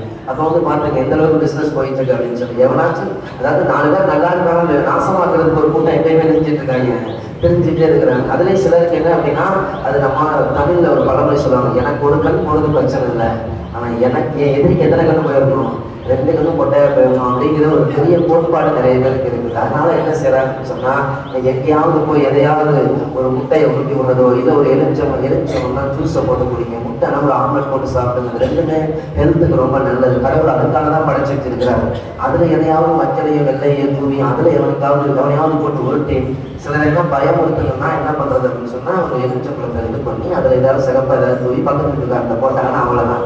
அன்னையோட அவர் தூக்கம் போய் நிம்மதி போய் என்ன செஞ்சாங்கன்னு தெரியல, எங்க செஞ்சாங்கன்னு தெரியலன்னு சொல்லி என்ன செய்யறது, ஒரு சாதாரண ஒரு மனிதனை பயமுறுத்துறதுக்கு ஒரு எலுமிச்சம்பழம் போதுமா இருக்குது இன்னைக்கு நிறைய மனிதர்களுக்கு. ஸோ இன்னைக்கு இந்த மாதிரி என்ன செய்யறாங்க, குடும்பங்களை கவிழ்ப்பதற்கு, குடும்பங்களை அழிப்பதற்கு, இதில் எத்தனையோ குடும்பங்கள் பாதிக்கப்படுகிறது. சாசுகளை கொண்டு என்ன செய்யறாங்க, தீமையான கிரியைகளை செய்யறாங்க. கத்த சொன்னாரு, அவைகள் இஸ்ரவேலுக்கு விரோதமான மந்திரவாதம் இல்லை, யாக்கோபுக்கு விரோதமான பொய் சொல்லுதல் இல்லை என்று கத்த சொல்லுகிறார். ஸோ அவைகளில் இருந்தெல்லாம் கர்த்தர்களை மீட்கிறவராக இருக்கிறார். மனுஷன் படுகிற எல்லா பிரயாசமும் அவனுடைய அயலானுடைய பொறாமைக்கு ஏதுவாக இருக்கிறது என்று நான் கண்டேன் அப்படின்னு சொல்லிட்டு. அதாவது பலர் பார்த்தீங்க அப்படின்னு சொன்னா, நீங்க கஷ்டப்படும் பொழுது கொஞ்சம் அவங்க நார்மலாக சொல்லுவாங்க, ஐயோ கவலைப்படக்கூடாது, நீங்க இந்த பிரச்சனை வெளியே வந்தனா. திடீர்னு நீங்க கொஞ்சம் நல்லா இருக்கிற மாதிரி தெரிஞ்சு அப்படின்னு சொன்னா அவங்க ரொம்ப மனசு வருத்தப்பட்டு போயிடுவாங்க. எப்படி இது நடந்துச்சு, ஐயோ நல்லா இருக்காங்க அப்படின்னு சொல்லிட்டு செய்வாங்க. அப்புறம் திடீர்னு வேறு வேறு மாதிரி சொல்லுவாங்க, இவங்களை பற்றி தெரியாதா, இவங்க இப்படிதான் இருந்திருப்பாங்க, இவங்க அப்படிதான் வந்திருப்பாங்கன்னு என்ன செய்வாங்க, உங்களை இழிவாய் பேச ஆரம்பிக்கிற ஒரு கூட்டம். எப்பயுமே மனிதர்களுக்குள்ள ஒரு சுபாவம் இருக்கு, பொறாமையின் சுபாவம். இந்த பொறாமையின் சுபாவம் என்ன செய்து, நல்லா இருந்தாலும் பிடிக்கும், நல்லா இல்லாட்டி பிடிக்குது, நல்லா இருந்தால் சிலருக்கு பிடிக்கவே மாட்டேங்குது. ஸோ இந்த மாதிரியான காரியங்கள், தீமைகள், அவதூறான வார்த்தைகள், பல தீமைகள் இருக்கிறது. இந்த எல்லா தீமைகளில் இருந்தும் உங்களை காப்பதிலே அவர் எப்படிப்பட்டவராக இருக்கிறாரா? உண்மையுள்ளவராய் அவர் காணப்படுகிறார். அடுத்ததாக 2 தீமோத்தேயு 2ஆம் அதிகாரம் 13ஆம் வசனம். 2 தீமோத்தேயு 2:13. பிரியமான சகோதரரே, நீங்கள் ஆவியினாலே பரிசுத்தமாக்கப்படுகிறீர்கள். நாம் உண்மையில்லாதவர்களாய் இருந்தாலும் அவர் உண்மையுள்ளவராய் இருக்கிறார். அவர் தம்மை தாம் மறுதலிக்க மாட்டார். அடுத்து பாத்தீங்கன்னா, பல நேரங்களில் நாம் உண்மை இல்லாதவர்களாய் இருந்தாலும் அவர் எப்படிப்பட்டவராக இருக்கிறாரா? உண்மையுள்ள ஒரு தேவனாய் இருக்கிறார். சில நேரங்கள்ல நாம கர்த்தருக்கு உண்மையா இல்லை, ஆனா அவர் தன்னுடைய வாக்குத்தத்தத்தை விட்டு விலகவே இல்லை. அவர் நம்மை பாதுகாத்துக் கொண்ட அநேக நேரங்களில் சரியா செபிக்கல, தேவனை தேடல, தேவனுக்கு பிரியமாய் நம்ம நடக்கல, தேவன் எப்படி நடக்கணும்னு சொன்னாலும், எப்படி வாழணும்னு சொன்னாலும் அது மாதிரி வாழல. நம்முடைய சுய விருப்பத்தின்படி நம்ம வாழ்ந்தோம். நம்முடைய மாம்சமும் மனசும் விரும்பினவைகளை செய்து நாம் கோபாக்கினையின் பிள்ளைகளாக இருந்த பொழுதும், தேவனுக்கு பிரியமற்ற ஒரு வாழ்க்கை வாழ்ந்த பொழுது கூட அவர் என்ன செய்தார்னா நம்மை காத்து கொண்டார், நம்மை பாதுகாத்தார், நமக்கு நன்மை செய்தார். உடனே கர்த்தர் எல்லாரையும் தண்டிச்சுட்டு போயிருந்தார் அப்படின்னு சொன்னா நம்ம யாருமே இன்னைக்கு என்ன செய்ய முடியாது, இந்த பூமியில இருந்திருக்க முடியாது. ஆனால் தேவன் என்ன செய்தாரு? அவர் இரக்கமுள்ள தேவனாக அவர் காணப்படுகிறார். அவர் மகா ஒழுக்கமும் இரக்கமும் நீடிய சாந்தமும் மிகுந்த கிருபையும் உள்ள ஒரு தேவன் என்று கர்த்தருடைய வேதம் சொல்கிறது. அவருடைய இரக்கத்தை நிமித்தம் என்ன செய்யறாருன்னு சொன்னா, நாம உண்மையா நடந்து கொள்ளாத பொழுதும் அவர் உண்மையுள்ள ஒரு தேவனாக இருக்கிறாரு. அப்ப நாம சில நேரங்களில் நம்ம தவறா நடப்போம், ஆனா அந்த நேரத்துல கூட தேவன் நமக்கு உதவி செய்வார். அப்ப நம்ம சில நேரங்களில் இப்ப நினைச்சோம் நான் கரெக்டா இருக்கேன் அப்படி இல்லை, நான் மனம் திரும்பும்படி அவர் பொறுமையோடு காத்திருக்கிறார். நம்முடைய பொண்ணாத வழிகளை விட்டு நாம் திரும்பும்படி அவர் பொறுமையோடு காத்திருக்கிறார். ஆகியும் கூட அவர் உண்மையுள்ள ஒரு தேவனாக அவர் காணப்படுகிறார். நம்முடைய வாக்குத்தத்தத்துல உண்மையுள்ள ஒரு தேவனாக காணப்படுகிறார். உடனே பாவம் செய்தால் உடனே ஒரு மனிதனை அவர் அழித்து விடுவது இல்லை. பாவம் செய்த தூதர்களை அவர் தப்ப விடாமல் உடனே பரிவு சொன்ன நரகத்திலே அவர் அனுப்பினார். ஆனா மனிதன் பாவம் செய்த பொழுது எங்க அனுப்பினாரு? ஏதேனை விட்டு தான் வெளியே அனுப்பினாரு. உடனே அவனை நரகத்துக்கு அனுப்பவே இல்லை. அவனுக்கு செகண்ட் சான்ஸ் கிடைச்சிச்சு. அவனுக்கு 2வது வாய்ப்பை கர்த்தர் அவனுக்கு கொடுத்தார். பைபிள் சொல்றது, மறுபடியும் மனிதர்கள் தேவனை தொழுது கொண்டார்கள். மறுபடியும் அவன் திரும்பி வருவதற்கு, இந்த பூமியில உயிரோடு வாழ்கிற ஒவ்வொரு நாளும் நான் மறுபடியும் தேவன் பக்கமாய் திரும்ப, மறுபடியும் கடவுள் பக்கமாய் திரும்ப எனக்கு வாய்ப்பு கொடுக்கப்பட்டுக்கிட்டே இருக்குது.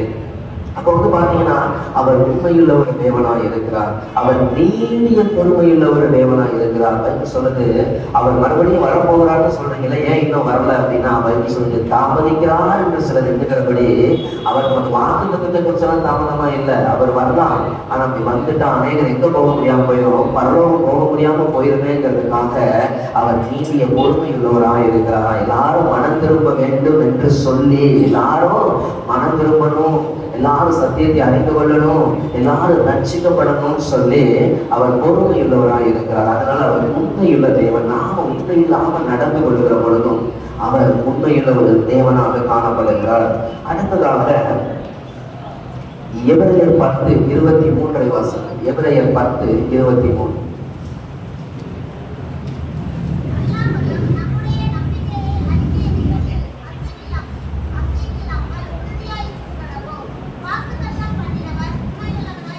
அடுத்ததா பைபிள் சொல்லுது, அவர் வாக்குத்தத்தம் பண்ணினவர் எப்படிப்பட்டவரா?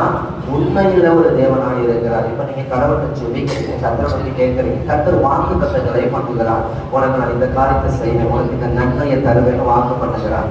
ஆனா அதுல அவர் எப்படிப்பட்டவரா இருக்காரா? உண்மையுள்ள ஒரு தேவனாக அவர் காணப்படுகிறார். அவர் உண்மையும் சத்தியமும் உள்ள ஒரு தேவனாக இருக்கிறதுனால அவர் உண்மையுள்ள ஒரு தேவனாக இருக்கிறார். அப்ப பைபிள் சொல்லுது, நீங்க எதை வாக்குத்தத்தமாய் பெற்றீர்களோ, எதை தேவன் பெற்றீங்களோ அந்த வாக்குத்தத்தத்தை நீங்க என்ன செய்யணும்? நீங்கள் அறிக்கையிடுங்கள். நீங்க அறிக்கையிடும் பொழுது நீங்க அதை மறுபடியும் ஆண்டவரே இதை சொன்னீரேன். இந்த வேதாகமம் முழுவதுமாக கிட்டத்தட்ட 8000க்கும் மேற்பட்ட வாக்குத்தத்தங்கள் இருக்கிறது என்று சொல்லுகிறார். இந்த வேதாகமத்தை நீங்க எடுத்து படிச்சு எந்த வசனத்தை எடுத்து கர்த்தாவே இந்த மாதிரி சொல்லியிருக்கிறீங்களே, ஒரு வியாதியோடு இருக்கிற ஒரு நபர் அவருடைய தழும்புகளால் குணமானீர்கள் அப்படின்னு அவங்க சொல்றாங்க அப்படின்னு சொன்னா அந்த வார்த்தை கொடுக்கப்பட்டு இருக்கிறது. அந்த வார்த்தைக்கு அவர் உண்மையுள்ளவராக இருக்கிறார். நான் சொல்லிட்டேன், இப்ப எக்ஸாம்பிளுக்கு ஒருத்தருக்கு உங்களுக்கு ஒரு 1000 ரூபாய் தரேன்னு சொல்றேன். சாயங்காலம் நீங்க அடிக்கும் போது என்ன சொல்றாங்க அப்படின்னா, நான் ரெடி பண்ணி வச்சிருந்தேன், ஆனா வேற ஒரு காரியத்துக்கு என்ன ஆயிடுச்சு, போயிடுச்சு, கோச்சிக்காதீங்க அப்படின்னு சொல்லி என்ன செய்வாங்க, அவங்க இந்த மாதிரி ஆன்சர்லாம் நம்ம நிறைய கேட்போம். ஸோ தேவன் அப்படிப்பட்டவர் அல்ல. அவர் எவ்வளவு வேணும் பொய்யுரையாத தேவன் என்று வேதம் சொல்லுகிறது. அவர் உண்மையும் சத்தியம் உள்ள தேவன். அவர் பொய் சொல்ல ஒரு மனிதன் அல்ல. மனம் மாறுவதற்கு அவர் மனுபுத்திரனும் அல்ல. அவர் சொன்னதை செய்யாதிருக்கிறவரும் அல்ல. வசனித்தும் நிறைவேற்றாது இருக்கிற தேவனும் அல்ல. அவர் சொன்னால் அவர் செய்வார். இந்த வேதத்தில் இருக்க எந்த ஒரு வாக்குத்தத்தை எடுத்து ஒரு மனிதன் தன்னுடைய பிரச்சனைக்காக தன்னுடைய தேவைக்காக ஆண்டவரே நீங்க இப்படி சொல்லியிருக்கீங்களே என் பிரச்சனை இருக்குன்னு சொல்லி அவர் விசுவாசத்தோடு நம்பிக்கையோடு செபிக்கிற பொழுது கேட்கிற பொழுது அவர் அதை நிறைவேற்ற அவர் உண்மையுள்ளவராய் இருக்கிறார். அவர் எவ்வளவு பொய்யிலையான ஒரு தேவனாய் இருக்கிறார். 1 கொரிந்தியர் 10:13 வாசிங்க. 1 கொரிந்தியர் 10:13. 1 கொரிந்தியர் 10:13.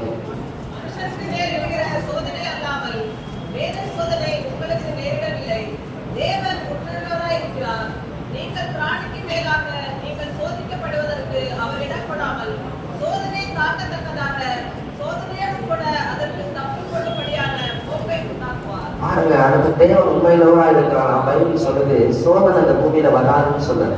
இந்த பூமியில இருக்கிற பைபிள் சொல்லு உலகத்திலே உபத்திரவம் உண்டு அப்படின்னு சொல்லியிருக்கு.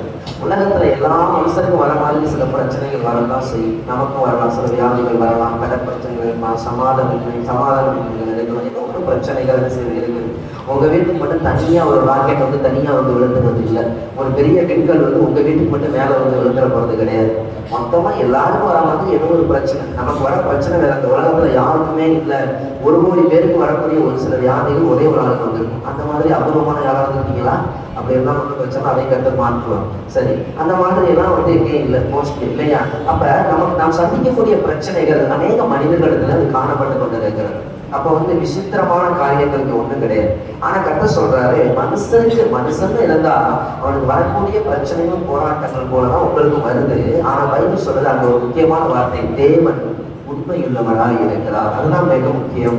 ஏன்னா இந்த பிரச்சனை உங்களுக்கு வருகிற பொழுது அந்த பிரச்சனையில உங்களை தப்புவிக்கிறதுக்கும் உங்களை காப்பாற்றுவதற்கும் உங்களை விடுதலை ஆக்குவதற்கு அவர் வாக்கு பண்ணிருக்காரு. சிலுவைக்கு அவர் வந்தார். அப்ப அதுல உண்மையுள்ளவராய் இருக்கிறார். நீங்க இயேசுவை நோக்கி கூப்பிடுகிற பொழுது இந்த பிரச்சனையில இருந்து கர்த்தர் சொல்ற ஆபத்து காலத்துல என்னை நோக்கி கூப்பிடு, நான் உன்னை விடுவிப்பேன், நீ என்னை மகிமைப்படுத்துவாய். அப்ப ஆபத்து வராதுன்னு கர்த்தர் சொல்லல. இந்த பூமியில ஆபத்துகள் வரலாம், நெருக்கங்கள் வரலாம், போராட்டங்கள் வரலாம். ஆனா இது நடுவில் கூப்பிடுகிற பொழுது அவரை நோக்கி ஆண்டவரே எனக்கு உதவி செய்ய கேட்கிற பொழுது கர்த்தர் என்ன செய்யறாரா?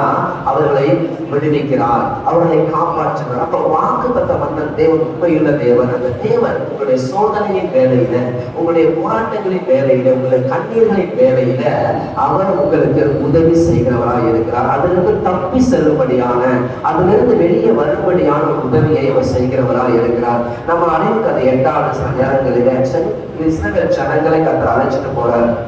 அப்ப பாத்தீங்கன்னா மோசே ஜனங்களை கூட்டி கொண்டு போகும்போது முன்னாடி செங்கடல் இருக்கிறது, பின்னாடி பாத்தீங்க அப்படின்னு சொன்னா பார்வோனுடைய ராணுவம் வந்து விட்டது. தப்பி போவதற்கு எந்த வழியும் இல்லை. அந்த கண்களால பார்க்கும்போது அங்க எங்கேயுமே தப்பி போக முடியாது. பின்னாடி பார்வோனுடைய மொத்த எகிப்திய ராணுவம் சுற்றி வளைந்து விட்டது. முன்னாடி ஒரு பெரிய கடல் இருந்தது. அப்ப அந்த ஜனங்கள் எல்லாம் சொல்லுகிறார்கள், எங்களுக்கு கல்லறை இல்லைன்னு சொல்லி எங்களை கொள்ளுவதற்காக இங்கே கொண்டு வந்தியா அப்படின்னு சொல்லிட்டு. ஆனா அவங்க என்ன பண்றாங்க அப்படின்னு சொன்னா தேவனை நோக்கி அவர்கள் பார்த்தார்கள். மோசே மாத்திரம் தான் அந்த இடத்துல தேவனை நோக்கி பார்த்தான். மோசே தேவனை நோக்கி பார்த்த பொழுது கர்த்தர் ஒரு கீழ்காற்றை புறப்பட பண்ணினார். ஒரு கீழ்காற்றை புறப்பட பண்ண பொழுது அந்த செங்கடல் 2ஆய் பிளந்தது என்று சொல்லி பார்க்கிறோம். அப்ப அதுக்கு கீழே ஒரு வழியை கர்த்தர் ஆயத்தம் பண்ணி வைத்திருந்தார். அப்ப தேவன் வழிகளை உண்டாக்குகிறவர். அவர் வனாந்தரத்திலே வழிகளையும் அவாந்திர வெளியில் ஆறுகளை உண்டாக்குறாங்கன்னா என்ன அர்த்தம்னா அவங்களுக்கு வாய்ப்பே இல்லை, சான்ஸே இல்லை, இனிமே நம்பிக்கையே இல்லைன்னு சொல்லக்கூடிய இடத்துலையும் அவரால் அற்புதங்களை செய்ய முடியும். ஒரு முறை இயேசுவை நேசித்த லாசர் என்ற மனிதன் மரித்து போய் அவனை குறித்த செய்திகள் அனுப்பப்படுகிறது. ஆனால் தேவனோ வரவில்லை. 2 நாட்கள் இன்னும் தங்கி விடுகிறார். கடைசியில என்ன ஆயிடுச்சு? அவர் திரும்பி வருகிற பொழுது அந்த லாசரை மறித்து அடக்கம் பண்ணி 4 நாட்கள் ஆகிவிட்டது. இப்ப அங்க எந்த நம்பிக்கையும் இல்லை, அந்த ஹோப்புக்கு வேலையே கிடையாது, அங்க எந்த வாய்ப்புமே இல்லை. அப்ப நொறுங்கி போனவர்களாக அவர்களுக்கான சகோதரிகள் இருவரும் காணப்படுகிறார்கள். அந்த நேரத்துல கர்த்தர் சொல்றாரு, இந்த கல்லை நகர்த்தி போடு. வாங்குங்கள் அப்படின்னு சொல்லி அவன் சொல்லும் பொழுது அந்த மார்த்தா இருக்கிற சொல்றாரு, ஆண்டவரே இப்பொழுது நானுமே ஏன்னா 4 நாள் ஆயிடுச்சு, அந்த பாடி என்ன ஆகும், ஸ்மெல் எடுத்துருச்சு ஆண்டவரே, இப்ப என்ன செய்ய வேண்டியது இல்லை, அதை ஒண்ணு நடத்த வேணாம் அப்படின்னு சொல்லி. அப்ப கர்த்தர் சொல்றாரு, நீ விசுவாசித்தால் தேவனுடைய மகிமையை காண்பாய் என்று நான் உனக்கு சொல்லவில்லையாங்கிறார். இங்க அந்த விசுவாசம் தான், அவிசுவாசம் தான் அந்த கல்லை நகர்த்தினா போதும். இன்னைக்கு நீங்க யோசிக்கலாம், உங்க வாழ்க்கையில சில பிரச்சனைகள், இந்த பிரச்சனையோட தான் நம்ம வாழணும். சில நேரங்கள்ல சில குறிப்பிட்ட சில பிரச்சனைகளோட நம்ம கொஞ்ச நாள் வாழ்ந்து அப்புறம் பழகிருக்கும். அந்த பிரச்சனையோடயே வாழ்ந்து பழகிட்டோம். அப்புறம் இது நம்ம வாழ்க்கையில என்ன செய்யும், தொடர்ந்து இருந்துகிட்டு தான் இருக்கும். இதோட சேர்ந்து நம்ம வாழ்ந்துடலாம் நீங்க நினைக்கிறீங்க. ஆனா உண்மையில என்னன்னா, உங்களுடைய எல்லா பிரச்சனைகளையும் தீர்ப்பதற்கு அவர் வல்லமை உள்ளவர். அவர் சொல்றார், நான் மாம்சமான யாவருக்கும் தேவனாகிய கர்த்தர், என்னால் செய்யக்கூடாத அதிசயமான காரியம் உண்டா அப்படின்னு கர்த்தர் கேட்கிறார். அவரால் எதை வேண்டுமானாலும் செய்ய முடியும். அப்புறம் உங்க வாழ்க்கையில எல்லா பிரச்சனைகளுக்கும் அவரிடத்துல தீர்வு உண்டு, அவரிடத்துல பதில் உண்டு, அவரிடத்துல இன்றைக்கும் அற்புதங்கள் உண்டு.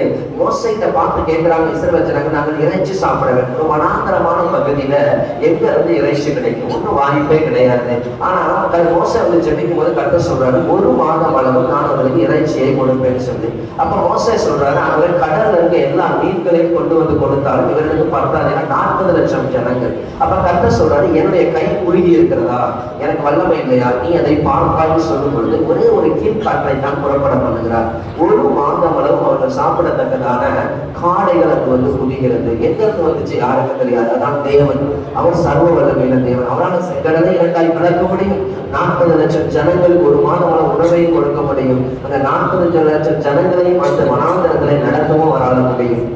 அவர் சொன்னதை அவர் செய்கிற தேவன். உங்க பிரச்சனை எவ்வளவு பெருசு, 4 நாட்கள் கழித்து வந்துட்டு அவர் திரும்பி போயிடல. 4 நாட்கள் கழித்து வந்து என்ன பண்ணினார் அப்படின்னு சொல்லி பாத்தீங்க அப்படின்னு சொன்னா, அந்த லாசருவை உயிரோடு எழுப்பினார். இன்றைக்கு அந்த தேவன் இந்த இடத்துல அசைவாடி கொண்டிருக்கிறார். உங்க வாழ்க்கையில நீங்க முடிந்து போனது, நம்பிக்கையில நினைத்து கொண்டிருக்கிற சில காரியங்கள், இந்த காரியத்தோட தான் நான் வாழ போனேன், இந்த பிரச்சனையோட தான் நான் வாழ போறேன், நீங்க நினைத்து கொண்டிருக்கிற பல காரியங்களை கர்த்தர் மாற்ற போகிறார். பல காரியங்களை தேவன் நீங்கள் எதிர்பார்க்காத அற்புதங்களை உங்கள் வாழ்க்கையில செய்ய போகிறார் என்ற இந்த நேரத்தில் வாக்கு பண்ணுகிறார். அடுத்ததாக வாசிங்க வெளிப்படுத்தின விசேஷம் 19:11. வெளிப்படுத்தின விசேஷம் 19வது அதிகாரம் 11வது வசனம். பின்பு பரலோகம் திறந்திருக்க கண்டேன், இதோ ஒரு வெள்ளை குதிரை காணப்பட்டது, அதன் மேல் ஏறியிருந்தார் உண்மையும் சத்தியம் உள்ளவர் எண்ணப்பட்டவர், அவர் நீதியால் நியாய தீர்த்து யுத்தம் பண்ணுகிறார். பைபிள் சொல்ற அவர் என்ன செய்யறாரா, நீதியாய் நியாயம் தீர்க்க போகிறார். அவர் என்ன உண்மையிலவர், இந்த பூமியை நியாயம் தீர்ப்பதிலே அவர் உண்மையிலவர். கடைசி நாட்களிலே இந்த பூமியை கர்த்தர் நியாயம் தீர்க்க போகிறார். அதில் அவர் உண்மையாய் அவர் நியாயம் தீர்ப்பார். அந்த நாட்களிலே அந்த நியாய தீர்ப்புக்கு நீங்கள் தப்பிக்கொள்ள வேண்டுமானால், வரப்போகிற அந்த அழிவுக்கும் தேவனுடைய அந்த கோபாக்கினைக்கும் அந்த தண்டனைக்கு நாம் தப்பிக்கொள்ள வேண்டுமானால், இன்றைக்கு நாம் நம்முடைய வாழ்க்கையை கர்த்தருக்கு திருப்ப வேண்டும். இன்றையிலிருந்து நம்முடைய வாழ்க்கை கர்த்தருக்கு பிரியமானதாய் மாற வேண்டும். அப்படி மாறுகிற பொழுது வரப்போகிற அந்த அழிவுக்கு நாம் தப்பிக்கொள்ளுவோம். சரி, கர்த்தர் இந்த ஆசீர்வாதங்களை எல்லாம் உங்களுக்கு தர விரும்புகிறார், இந்த நன்மைகளை எல்லாம் உங்களுக்கு தர விரும்புகிறார். யாருக்கு தருவாரா? பைபிள் சொல்லுது, யாருக்கு? உண்மையுள்ள மனிதர்களுக்கு. எல்லாருக்கும் இல்ல, உண்மையுள்ள மனிதர்களுக்கு. அப்ப நீங்க உங்க வாழ்க்கையில கர்த்தருக்கு உண்மையாக இருக்கும் பொழுது, உண்மையுள்ளவர்களாய் நீங்கள் நடந்து கொள்கிற பொழுது, இப்ப நான் பாவத்துல வாழ்ந்துட்டு கர்த்தர்கிட்ட போயிட்டு என்ன செய்ய முடியாது, நான் அற்புதத்தை பெற முடியாது. நான் சரியா படிக்காம போயிட்டு நான் எழுதிட்டு என்ன செய்ய முடியாது, நான் நல்லா ஊக்கமா ஜெபிச்சா மார்க் வந்துருமா? நிச்சயமா என்ன வராது, மார்க்கு வராது. என்ன செய்ய வேண்டியது என்னுடைய வேலை, குதிரை இத்தனை நாளுக்கு என்று ஆயத்தமாக்கப்படும், ஜெயமோ கர்த்தரால வரும். அப்ப நல்லா படிச்சாதான் நான் எழுதிட்டு அதுக்கப்புறம் நான் ஜெபிச்சா என்ன நடக்கும், எனக்கு மார்க் வரும். அதே போலதான் நம்முடைய வாழ்க்கையில நாம் தேவனுக்கு உண்மையாய் இருந்தால், தேவன் எனக்கு வாக்கு பண்ணின எல்லா ஆசீர்வாதங்களையும் அவர் பூரணமாய் தருகிறவராக இருக்கிறார். அப்ப நான் வந்து என் இஷ்டத்துக்கு நான் வாழ்ந்துக்கிட்டு, எனக்கு பிடிச்ச மாதிரி வாழ்ந்துக்கிட்டு நான் என் இஷ்டத்துக்கு வாழ்ந்துட்டு இருக்கேன் அப்படின்னு சொன்னா தேவனிடத்துல நன்மையை பெற முடியாது. ஆகவே இந்த நாளில உங்களை ஒப்புக்கொடுங்க. கண்களை மூடி நாம் செபிக்க போகிறோம். எல்லாருக்கும் எல்லாரும் கண்களை மூடலாம். எப்படி நீங்க செபிக்க போறீங்க தெரியலாம், செபிங்க. இந்த நாளில கர்த்தாவே, நீங்க எனக்கு சொன்ன அந்த ஆசீர்வாதங்களை எனக்கு தர வேண்டும், அந்த நன்மைகளை எனக்கு தர வேண்டும். அப்படி செபிக்க போகிறோம். தேவன் உங்க வாழ்க்கையில அற்புதங்களை செய்யும்படியாக நாம் செபிக்க போகிறோம். கண்களை மூட. முதலாவதாக பாவத்தின் சிறையிருப்பிலிருந்து உங்களுக்கு ஒரு விடுதலை தேவை. பாவம் அது உங்க வாழ்க்கையை சாத்தானுக்கு கதவுகளை திறந்து விடுகிறது. பாவம் உங்க வாழ்க்கையின் ஆசீர்வாதங்களை நன்மைகளை கெடுத்து போடுகிறது. பாவம் பிசாசு உங்க வாழ்க்கையை சீரழித்துக் கொண்டிருக்கிறான். உங்களுக்கு தேவன் வைத்திருக்கிற மேன்மையான ஆசீர்வாதங்களை பெறக்கூடாது அவன் தடை பண்ணி போடுகிறான். உங்களுக்கு தேவன் கொடுத்திருக்கிற நல்ல ஆசீர்வாதங்களை அவன் திருடி போடுகிறவனாய் காணப்படுகிறான். இப்பொழுது நாம் கண்களை மூடி கர்த்தரை நோக்கி பாடுகிறோம். ஒருவரும் கண்களை திறக்க வேண்டாம். உண்மையான இருதயத்தோடு கூட நீங்க ஜெபிக்க போறீங்க. கொஞ்ச நேரம் தான் நாம் ஜெபித்து முடிக்க போகிறோம். அந்த கொஞ்ச நேரத்துல உங்கள் இருதயங்கள் தேவன் பக்கமாய் திரும்ப வேண்டும் என்று கர்த்தர் சொல்லுகிறார். இந்த கொஞ்ச நேரத்துல கர்த்தர் பக்கமாய் திரும்புங்க. நான் பாவி என்பதை நீங்க உணர்ந்தீங்கன்னா அதை சொல்லுங்க கர்த்தர்ட்ட. உங்க வாழ்க்கையில தேவனுக்கு பிரியமில்லாத காரியம் என்ன அது உங்களுக்கு தெரியும். உங்கள் இருதயம் உங்களை நன்றாய் அறிந்திருக்கிறது. நம்முடைய இருதயத்துக்கு நம்மளை பத்தி ரொம்ப நல்லா தெரியும். இந்த இடத்துல தேவன் உலாவிக் கொண்டிருக்கிறார். தன் பாவத்தை மறைக்கிறவன் வாழ்வடைய மாட்டான். அவைகளை அறிக்கை செய்து விட்டு விடுகிறவன் தான் இரக்கம் பெறுவான். தேவனுடைய வல்லமை இறங்கி வருகிறது. தேவனுடைய வல்லமை இறங்கி வருகிறது. இயேசு கிறிஸ்துவின் இரத்தத்தின் வல்லமை இடம் முழுவதுமாய் இறந்து கொண்டிருக்கிறது. உண்மையான இருதயத்தோடு தன் இருதயத்தை திருப்புகிற தன் பாவத்துக்கு மனம் வருந்துகிற ஒவ்வொருவரையும் புதுபடியாய் அது கடந்து வருகிறது. இயேசு கிறிஸ்துவின் ரத்தம் சகல பாவங்களையும் நீக்கி நம்மை சுத்திகரிக்கும் என்ற வார்த்தையின்படி இதோ பாவத்தில் இருந்து ஒரு விடுதலையை கர்த்தர் கொடுக்கும்படியாய் கர்த்தருடைய வல்லமை கடந்து வருகிறது. அசுத்த ஆவிகள் இயேசுவின் நாமத்தில் வெளியேறும்படி நான் கட்டளையிடுகிறேன். பாவத்தின் கிரியைகள் இயேசுவின் நாமத்தில் வெளியேறுவதாகும். எல்லா அருவருப்பின் ஆவிகள் இயேசுவின் நாமத்தில் வெளியேறுவதாக. சினிமாவை கொண்டு வந்து அடிமைத்தனப்படுத்துகிற ஆவிகள் இயேசுவின் நாமத்தில் வெளியேறுவதாக. செல்போன் அடிமைத்தனத்தை கொண்டு வருகிற ஆவிகள் இயேசுவின் நாமத்தினால் வெளியேறுவதாக. சிந்தனையிலே பரிசுத்தமில்லாத கிரியைகள், சிந்தனையிலே பரிசுத்தமில்லாத கிரியைகள் பரிசுத்தம் இல்லாமல் ஒருவனை கர்த்தரை தரிசிக்க முடியாது. இதோ பரிசுத்த குலைச்சலை உண்டாக்குகிற ஆவிகள் வெளியேறும்படி நான் கட்டளையிடுகிறேன். ஓரின சேர்க்கையின் ஆவிகள் இயேசுவின் நாமத்தில் வெளியேறுவதாக. சுய புரட்சியின் ஆவிகள் இயேசுவின் நாமத்தில் வெளியேறுவதாக. சோம்பேறி தனத்தின் ஆவிகள் இயேசுவின் நாமத்தில் வெளியேறுகிறது. இயேசுவின் நாமத்தில் வெளியேறுகிறது. டிப்ரெஷன் ஆவிகள் மன அழுத்தங்கள் உங்களுடைய பிரச்சனைகளை உங்களை பிடித்து நிம்மதியாய் தூங்கக்கூடாதபடி நிம்மதியாய் சாப்பிடக்கூடாதபடியாக இதோ சிந்தனையை பிடித்து வைத்து அது நிமித்தம் உங்களுடைய சுபாவங்களை பிடித்து வைத்திருக்கிறதை பார்க்கிறேன். இதோ அந்த கட்டுகள் அதிர்க்கப்பட்டிருக்கிறது. எல்லா டிப்ரெஷன் ஸ்பிரிட் இயேசுவின் நாமத்தில் வெளியேறுகிறது. எல்லா டிப்ரெஷன் ஸ்பிரிட்டுகள் வெளியேறுகிறது. இயேசுவின் நாமத்தினால் தேவனுடைய வல்லமை இருதயங்களை நிரப்புகிறது. அது சிந்தைகளை நிரப்புகிறது. இதோ இப்பொழுது அந்த விடுதலை உண்டாகிறது. அநேக நினைவுகள் அநேக சிந்தனைகள் உங்களை குழப்பிக் கொண்டு திரிகிறது. அதை நிமித்தம் நீங்கள் சரியாக ஒரு காரியத்தை போக்கஸ் செய்ய முடியவில்லை. ஒரு காரியத்தை ஜெயமாய் செய்ய முடியவில்லை. அநேகருக்கு அதை பகிர்ந்து கொள்ளவும் முடியாது. மற்றவர்களை தவறாக எண்ணிக்கொள்வார்கள். கர்த்தர் சொல்கிறார், நீ உண்மையா என் பக்கம் திரும்புவாயானால் இன்றைக்கு நான் உன்னை விடுதலை ஆக்கும் என்று கர்த்தர் சொல்கிறார். சிந்தனை மன்றத்தை பிடிக்கும்படி போராடுகிற ஆவிகள், அநேக காரியங்களை கொண்ட கவலையை நிமித்தம் நெருக்கப்பட்டிருக்கிற ஆவிகள், பாவத்து வல்லமை நிமித்தம் கட்டப்பட்டிருக்கிற ஆவிகள், ஒருமனமாய் தேவனை தேடக்கூடாதபடி ஒருமனமான ஒரு வாழ்க்கையை வாழக்கூடாதபடி கட்டி வைத்திருக்கிற ஆவிகள் இயேசுவின் நாமத்தில் வெளியேறும்படி நான் கட்டளையிடுகிறேன். இது தெளிந்த புத்தியும் சுஸ்த புத்தியும் உண்டாகும்படி கட்டளையிடுகிறேன். பயத்தின் ஆவிகளை பார்க்கிறேன். அநேகருடைய வாழ்க்கையில இருதயத்தில பயம் கட்டி வைக்கப்பட்டிருக்கிறது நான் பார்க்கிறேன். அந்த பயமானதை பிடித்து என் வாழ்க்கை என்னாகும், என் எதிர்காலம் என்னாகும், என் குடும்பம் என்னாகும், என் பிள்ளைகள் என்னாகும், என் சூழ்நிலை என்னாகும் என்று சொல்லி பயமானதை பிடித்து வைத்திருக்கிறதை நான் பார்க்கிறேன். இது அந்த பயத்தின் ஆவிகள், பயத்தின் ஆவிகள் இயேசுவின் நாமத்தில் அழிக்கப்படுகிறது. பயத்தின் ஆவிகள் இயேசுவின் நாமத்தில் வெளியேறுகிறது. தேவன் பயமுள்ள ஆவியை கொடுக்கவில்லை. அது பலமும் அன்பும் தெளிந்த புத்தியும் உள்ள ஆவி. இதோடு கடந்து வருகிறது.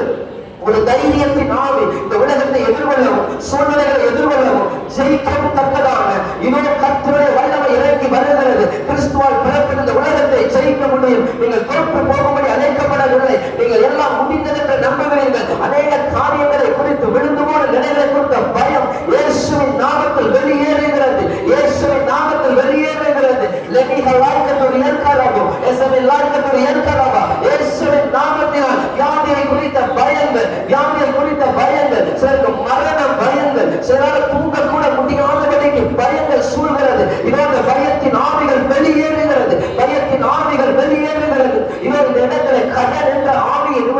இன்னும் கடன் என்ற காரியங்கள் நெருக்கி கொண்டிருக்கிறது. சிலரால் அதிலிருந்து மீண்டு வர முடியவில்லை. பொருளாதார நெருக்கடிகள் நிமித்தம் ஒரு பயம் எப்பொழுதும் உங்களை சூழ்ந்து இருக்கிறது. அனுதினமும் இது எப்படி முடியும், இது எப்படி யாரு போய் சேரும், என் வாழ்க்கை என்னவாய் முடியும் என்று சொல்லி கலக்கம் அனைவரும் இருதயங்களிலே காண்கிறேன். அந்த பயமானது உங்களை மூடிக்கொண்டிருக்கிறது. கர்த்தர் சொல்லுகிறார், நான் உன்னை விடுதலையாக்குகிற கர்த்தர். என்னால் செய்யக்கூடாத அதிசயமான காரியம் ஒன்று உண்டு.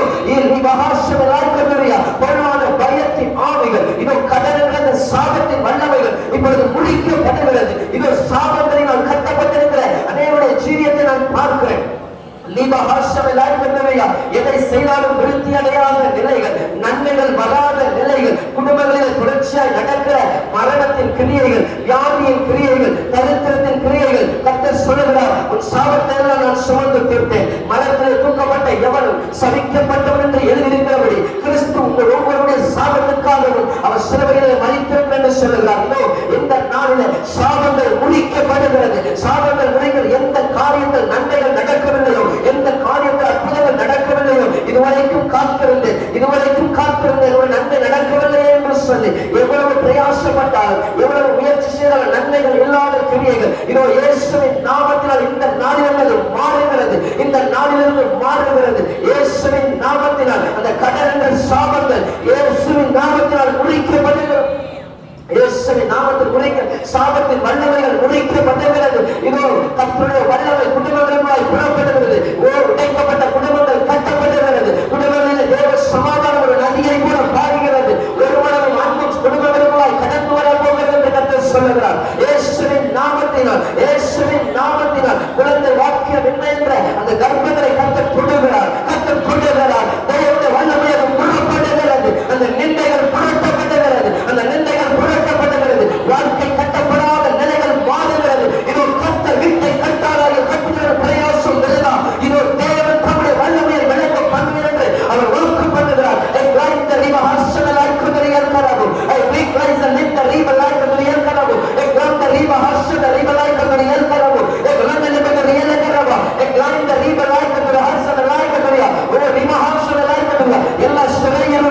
எல்லா சிறையிருப்புகள் இதோ கர்த்தர் சொல்லுகிறார். அதனுடைய வாழ்க்கை ஒரு சிறையிருப்பை போல இருக்கிறது. ஒரு நிம்மதியற்ற வாழ்க்கை, ஒரு நம்பிக்கையற்ற வாழ்க்கை, ஒரு சந்தோஷமற்ற வாழ்க்கை, வெளியிலே சிரிப்பும் உள்ள கண்ணீருமாய் காணப்படுகிறவர்களா கர்த்தர் சொல்லுகிறார். இதோ ஒரு சிறையிருப்பின் நாட்கள் முடிவுக்கு வருகிறது. இயேசுவின் நாமத்தினால் இதோ அந்த சிறையிருப்புகள் கட்டவிழ்க்கப்படுகிறது. கட்டுண்டவர்களை கட்டவிழ்க்கவும், ஒரு சிறையிருப்பை விடுதலையாக்கவும் கர்த்தருடைய வல்லமையாக புறப்படுகிறது.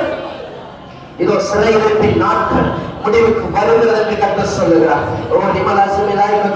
ஒரு எல்லைக்கு மேல் முன்னேறக்கூடாதபடி பொருளாதாரங்களை பிடித்து வைத்திருக்கிற ஆவிகள், பொருளாதாரங்களிலே நன்மைகள் வரக்கூடாதபடி தடுத்து வைத்திருக்கிற ஆவிகள் இயேசுவின் நாமத்தினால் இதோ வெளியேறுகிறது. முன்னேறக்கூடாதபடி முடக்குகிற ஆவிகள் இயேசுவின் நாமத்தில் வெளியேறுகிறது. இதோ பில்லி சூனியங்கள், மந்திரவாதங்கள் பல குடும்பங்களிலே இதோ மந்திரவாதங்கள், பில்லி சூனியங்கள் வழியாய் தொடர்கிறதாகவும் அது நிமித்தம் உங்களுடைய நன்மைகளையும் ஆசீர்வாதங்களையும் சாத்தான் திருடி போடுகிறவனாய் காணப்படுகிறது. இந்த நாளிலே கர்த்தருடைய வல்லமை புறப்படுகிறது. எல்லா மந்திரவாதத்தின் ஆவிகள், பில்லி சூனியத்தின் ஆவிகள் இயேசுவின் நாமத்தில் அழிக்கப்படுகிறது. ஒவ்வொருடைய குடும்பங்களுக்கு நேராக தேவ குடும்பத்தை புறப்படுகிறார்கள். தேவ வல்லமை புறப்படுகிறது. எல்லா மந்திரவாதத்தின் பில்லி சூனியத்தின் கிரியைகள் அழிக்கப்படுகிறது. இயேசுவின் ரத்தம் இப்பொழுது தேவனுடைய வல்லமையை புறப்பட பண்ணி இதோ சத்துருவின் கிரியைகளை முறித்துக் கொண்டிருக்கிறார். இயேசுவின் நாமத்தினால் இதோ சாபத்தின் வல்லமைகள் அது முடிக்கப்படுகிறது.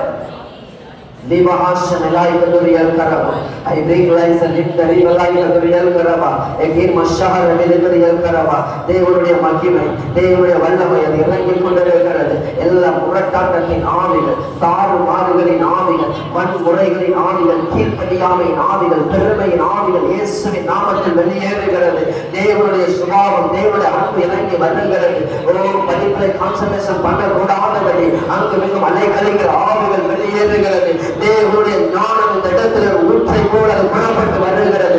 வாஞ்சிக்கிற ஒவ்வொருவரையும் அதை நிரப்புகிறது. கேட்கிற ஒவ்வொருவரும் அதை பெற்றுக் கொள்ளும் கர்த்தர் சொல்லுகிறார். உண்மையான இருதயத்தை திறந்து நீ கேட்பாயானால் இதோ ஞானம் அறிவு என்பதை பொக்கிஷங்கள் அவனுக்குள் அடங்கி இருக்கிறதுனால அவர் தன்னுடைய ஞானத்தின் ஊற்றுகளை உனக்கு தருவேன் என்று வாக்கு பண்ணுகிறார். இயேசுவின் நாமத்தினால் இதோ தேவன் ஞானம் இந்த இடத்துல ஊற்றப்படுகிறது. எனக்கு இது வரவில்லை, எனக்கு சப்ஜெக்ட் வரவில்லை என்று கலந்துகிற அனைவரை பார்க்கிறேன். கர்த்தர் சொல்லுகிறார், நான் உனக்கு ஞானத்தை தருவேன். ஞானம் அறிவு என்பதற்கு பொக்கிஷத்தை அவர் தருகிறவராய் இருக்கிறார். இதோடைய ஞானத்தின் கரமானது அந்த வல்லமையானது பிள்ளைகளை நிரப்புகிறதற்காக சொல்கிறேன். அநேக பிள்ளைகளுடைய இதயங்களே குடும்பங்களை குறித்த வாரம், குடும்பத்தை குறித்த நெருக்கங்கள், இதோ அவைகளை எல்லாம் நான் மாற்றுவேன் என்று சொல்லுகிறார். நீ உண்மையாய் உன் இருதயத்தை எனக்கு ஒப்பு கொடுத்ததினால, உண்மையாய் நீ எனக்கு நேராக திரும்புகிறதினால நான் உன் குடும்பத்தின் சிறையிருப்பை உன்னிருந்தம் பெருக்குவேன் என்று கர்த்தர் சொல்லுகிறார். இந்த இடத்துல உண்மையாய் அவரை நோக்கி பார்த்து நம்முடைய வார்த்தையை கேட்டு கீழ்ப்படித்த ஒவ்வொருவருக்கும், அவரை நோக்கி கூப்பிட்ட ஒவ்வொருவருக்கும் அவர் சிறையிருப்பை திருப்புவேன் என்று சொல்லுகிறார். இதோ வியாதியின் கூறுகளோடு போராடுகிற ஒவ்வொருவருக்காக நான் சொல்லிக்கிறேன். உங்கள் பலவீனத்தை கட்டிடத்தில் சொல்லுங்க. உங்கள் வியாதி இருக்கிற இடங்களில் கரங்களை வைத்துக் கொள்ளுங்க. இயேசுவே என்னை சுகமாக்கும் என்று கேளுங்க. ஏனெனில் அவர் குணமாக்குகிற கர்த்தர். வேதம் சொல்லுகிறது, அவருடைய தழும்புகளாலே குணமானீர்கள் என்று கர்த்தருடைய வேதம் சொல்லுகிறது. அவர் குணமாக்குகிற கர்த்தர். இந்த நாளிலே கர்த்தரை சுகமளிக்கிற வல்லமை அது கடந்து வரும். உங்கள் வியாதிகளை நீக்கும்படியாக, உங்கள் வியாதியிலிருந்து விடுதலையை கொடுக்கும்படியாக, இத்தனை காலங்களாய் போராடின அந்த வியாதி கூறுகளிலிருந்து உங்களை விடுதலையாக்கும்படியாக தேவனுடைய வல்லமை கடந்து வருகிறது. அவருடைய தழும்புகளால் குணமானீர்கள் என்ற வார்த்தையின்படியாக இதோ ஒரு தழும்புள்ள கரம் இந்த இடத்தை இறங்கி வருகிறது. இதோ இந்த வியாதியோடு இருக்கிற ஒவ்வொருவரும் பெற ஆரம்பிக்கிறது. பெற்றுக்கொள்ளும் அற்புதத்தை, பெற்றுக்கொள்ளும் அற்புதத்தை, கர்த்தரை சுகமளிக்கிற வல்லமை ஒவ்வொரு கீழாத்தின் பிசின் தைலமானது இறங்கிக் கொண்டிருக்கிறது. ஒரு தைலமானது இறங்கிக் கொண்டிருக்கிறது. அது தலைகளின் மேல் ஊற்றப்படுகிறது. அது பலவீனமான பகுதிகளை சொல்லுகிறது. தலை பகுதிகளை ஊற்றப்பட்டு சரீரம் முழுவதும் பாதித்து செல்லுகிறது. அது கலர்களை பலகொள்ளலாய் மாற்றுகிறது. உள் உறுப்புகளை அது சுகமாக்குகிறது. நீங்கள் கேட்கிற காரியத்தை கேட்கிறவன் எவரும் பெற்றுக்கொள்ளுவான் என்ற வார்த்தையின் வழியாக விசுவாசத்தோடு கேட்கிறவர்கள் அவர்களுக்கு உண்டாகும் என்ற வார்த்தையின் வழி இந்த நாளிலே விசுவாசத்தோடு என் வியாதியை குணமாக்கும் என்று சொன்ன ஒவ்வொருவரையும் கர்த்தருடைய வல்லமை கொண்டுகிறது. வல்லமை கொடுக்கிறது. இயேசு கிறிஸ்துவின் நாமத்தினால் கர்த்தருடைய பலத்த வல்லமை அது இறங்கி வருகிறது. அது இறங்கி வருகிறது. வியாதி படுக்கைகள் மாறுகிறது. அந்த வியாதி முழுவதுமாய் அவர் வியாதி படுக்கைகள் மாற்றி போட்டார் என்ற வார்த்தைப்படி வியாதி படுக்கைகள் மாறுகிறது. வியாதி படுக்கைகள் மாறுகிறது. இயேசுவின் நாமத்தினால் இதோட துக்க நாட்கள் முடிந்து போகிறது. உன் சூரியனின் அஸ்தமிப்பதில்லை, உன் சந்திரன் மறைவதில்லை. கர்த்தரே உனக்கு நித்திய வெளிச்சமாய் இருப்பார். உன் துக்க நாட்கள் முடிந்து போகும். மகளே, உன் துக்க நாட்கள் முடிந்து போகும். இதுவரைக்கும் நீ கண்ணீர் வடிந்த உன் கண்ணீர் எல்லாம் துடைக்கப்படுகிறது என்று கர்த்தர் சொல்லுகிறார். நீ இதுவரைக்கும் ஏதேனும் பரிகாசமாய் இருந்தால் அல்லவா, ஒருவரும் கடந்து போகாததுமாய் நீ இருந்தால் அல்லவா, இதோ நான் உன்னை நித்திய கீர்த்தியால் நான் வைப்பேன் என்று கர்த்தர் சொல்லுகிறார். கீர்த்தியிலும் புகழ்ச்சியும் நான் சந்திரனுக்கு பண்ணுவேன் என்று கர்த்தர் சொல்லுகிறார். கர்த்தரை அப்படியாய் என்னுடைய கரத்தை நீட்டி அற்புதங்களை செய்ததற்காக நன்றி செலுத்துகிறோம். பரிசுத்த ஆவியானுடைய வல்லமை இந்த இடத்துல இறங்கிக் கொண்டிருக்கிறது. இதோ ஆவியில அனலிக்கிற நிலையில தேவனை அடைந்திருந்த பின்மாற்று நிலையில காணப்படுகிறவர்களுக்கு செபிக்கும்படி கர்த்தர் சொல்லுகிறார். இதோ உன் ஆவியை உயிர்ப்பிக்கும் ஆவியானவர் கடந்து வரப்போகிறார். கர்த்தர் சொல்லுகிறார், உன் ஆவியை நான் உயிர்ப்பிக்க விரும்புகிறேன். நீ அனலில்லாமல் குளிரில்லாமல் இருப்பது என்ன? இவருடைய அரசமில்லாய்யா நீ ஆவியில் அனலாக இருக்க வேண்டும். நீங்க ஹஸ்பண்ட் லைப்ரரிய தேர்ந்த வல்லமை இறங்குகிறது. தேர்ந்த வல்லமை இறங்குகிறது. இது அக்கிரியானது இறங்குகிறது. நீங்க ஹஸ்பண்ட் லைப்ரரிய தேர்ந்த வல்லமை மறுபடியும் எழுந்து பிரகாசிக்கும்படி கர்த்தருடைய வல்லமை நடத்தை நிரப்புகிறது.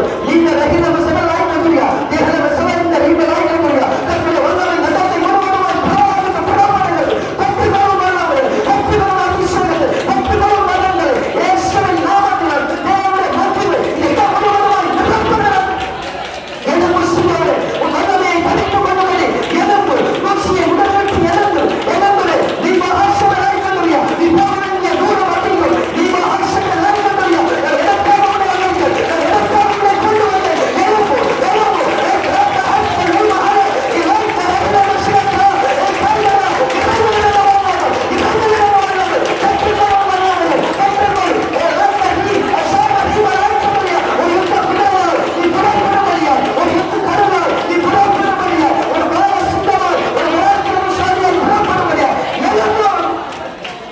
Moshakila Mahapriyal I make life a material Ibahashlantari I Rahamay Kalaria Nigaria Karava Raman Kalamala Kala Wodia Kalamala Kudale go shape to motivate Kala Unay Kulte Noko Pelana Magale Mother Ilaria Karamo Yelagavanamai Allah Unbuti company the Ampantavanamal Unay Kulte non-elected level and they are like the Sonara in the Kudakat உன்னை கொண்டு நாம் கற்று செய்ய போவது என்று சொல்லுகிறார். இந்த பட்டணத்தை சீக்கிரம் அடைந்து உண்டு இந்த பட்டணத்தை கரெக்டாக கிறிஸ்துவுக்கு உண்டு என்று சொல்லுகிறார். எல்லாம் ஹத்தோ எல்லாம் ஹத்தோ வக்கத்தோஹா இலந்தரி இலஹாபே நஸ்தஹா பண்ணே அல்லதே இலந்துமன தெரியுவாய்.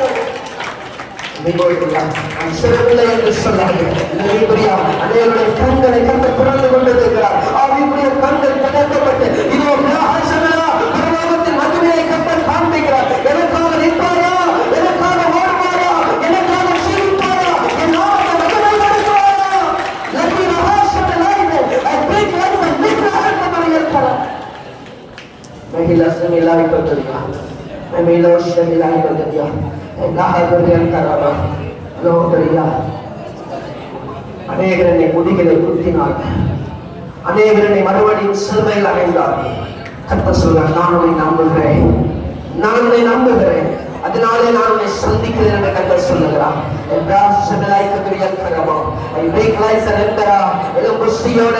எலும்பு சீயோனே உன் வல்லமையை தெரிந்து கொள்ளும்படியாக நீ எழுந்துறேன். இந்த உலகத்துக்கு ஒன்று விஷம் தனிக்காதே. அதனுடைய அழைப்பு அல்ல, அதனுடைய ஓட்டம் அல்ல. மகனே மகளே, நீ என்னை நன்றாய் அறிந்திருக்கும். நீ என்னை விட்டு பின்வாங்கி ஜீவிப்பது என்ன? எழுந்தது தூசி உங்களை விட்டு எழுந்தது. நீ போக வேண்டிய தூரம் அதுவோ சல்லாத்தனை ஹிமிலாய் கதுரியல் கனமா I make life a new believer.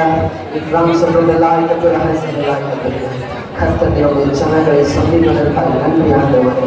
இதோ ஹஷமிலாய் கதுரியா ஒரு யௌவன சந்ததியை புறப்பட பண்ணுகிறதற்காக நன்றி சலகரியா இஸ்ரவேலுக்குள்ளெல்லாம் திருப்பி போட்டதற்காக சொல்லுகிறோம் ஆண்டவரே. நாம் மாத்திரம் உயர்ந்திருக்கிறோம் ஆண்டவரே. அடிய கடமை மாத்திரம் செய்கிறோம் ஆண்டவரே. கர்த்தாவே எல்லா சகல துதியை கனத்தை மகிமையை நமக்கு மாத்திரமே செலுத்துகிறோம் ஆண்டவரே. ஆண்டவரே சுமந்தரிக்கிறோம் இந்த பள்ளியை திறந்து இந்த நாளில் இந்த கூட்டத்தை உதவி செய்ய அதனால சகோதரி ஜெசிகா சகோதரி சாமலே ஆண்டவரே ஜாபஸ் பிரதருக்காக கர்த்தரை சுமந்தரிக்கிறோம். அவரை ஆசீர்வதிக்கிறோம். அவருடைய இணைந்து செயல்படுகிற ஆசிரியர்களை நாங்கள் வாழ்த்து ஆசீர்வதிக்கிறோம். அவருடைய எல்லா ஸ்டூடெண்டை நாங்கள் வாழ்த்து ஆசீர்வதிக்கிறோம். தேவரையுடைய நன்மைகள் இந்த வாக்குத்தத்தம் பண்ணின பிரகாரமான சம்பூர்ணமானவர்களை கொடுத்தவர்களாய் செல்கிறோம். இந்த நாளில் இந்த கூட்டத்துக்கு வந்த ஒவ்வொருவரை வாழ்த்து ஆசீர்வதிக்கிறோம். ஒவ்வொருடைய முகங்களில் வருகிற கண்ணீர்களை துடைத்து அவர்கள் துக்கங்களை சந்தோஷமாய் மாற்றினதற்காக ஸ்தோத்திரிக்கிறோம். தேவ பிரசன்னம் தேவ மகிமை ஒவ்வொரு தொடர்ந்து காத்து நடந்த எங்களை தாழ்த்துகிறோம். உங்களை உயர்த்துகிறோம். அந்த இயேசுவின் நாமத்தில் ஜெபிக்கிறோம் பிதாவே. ஆமென்.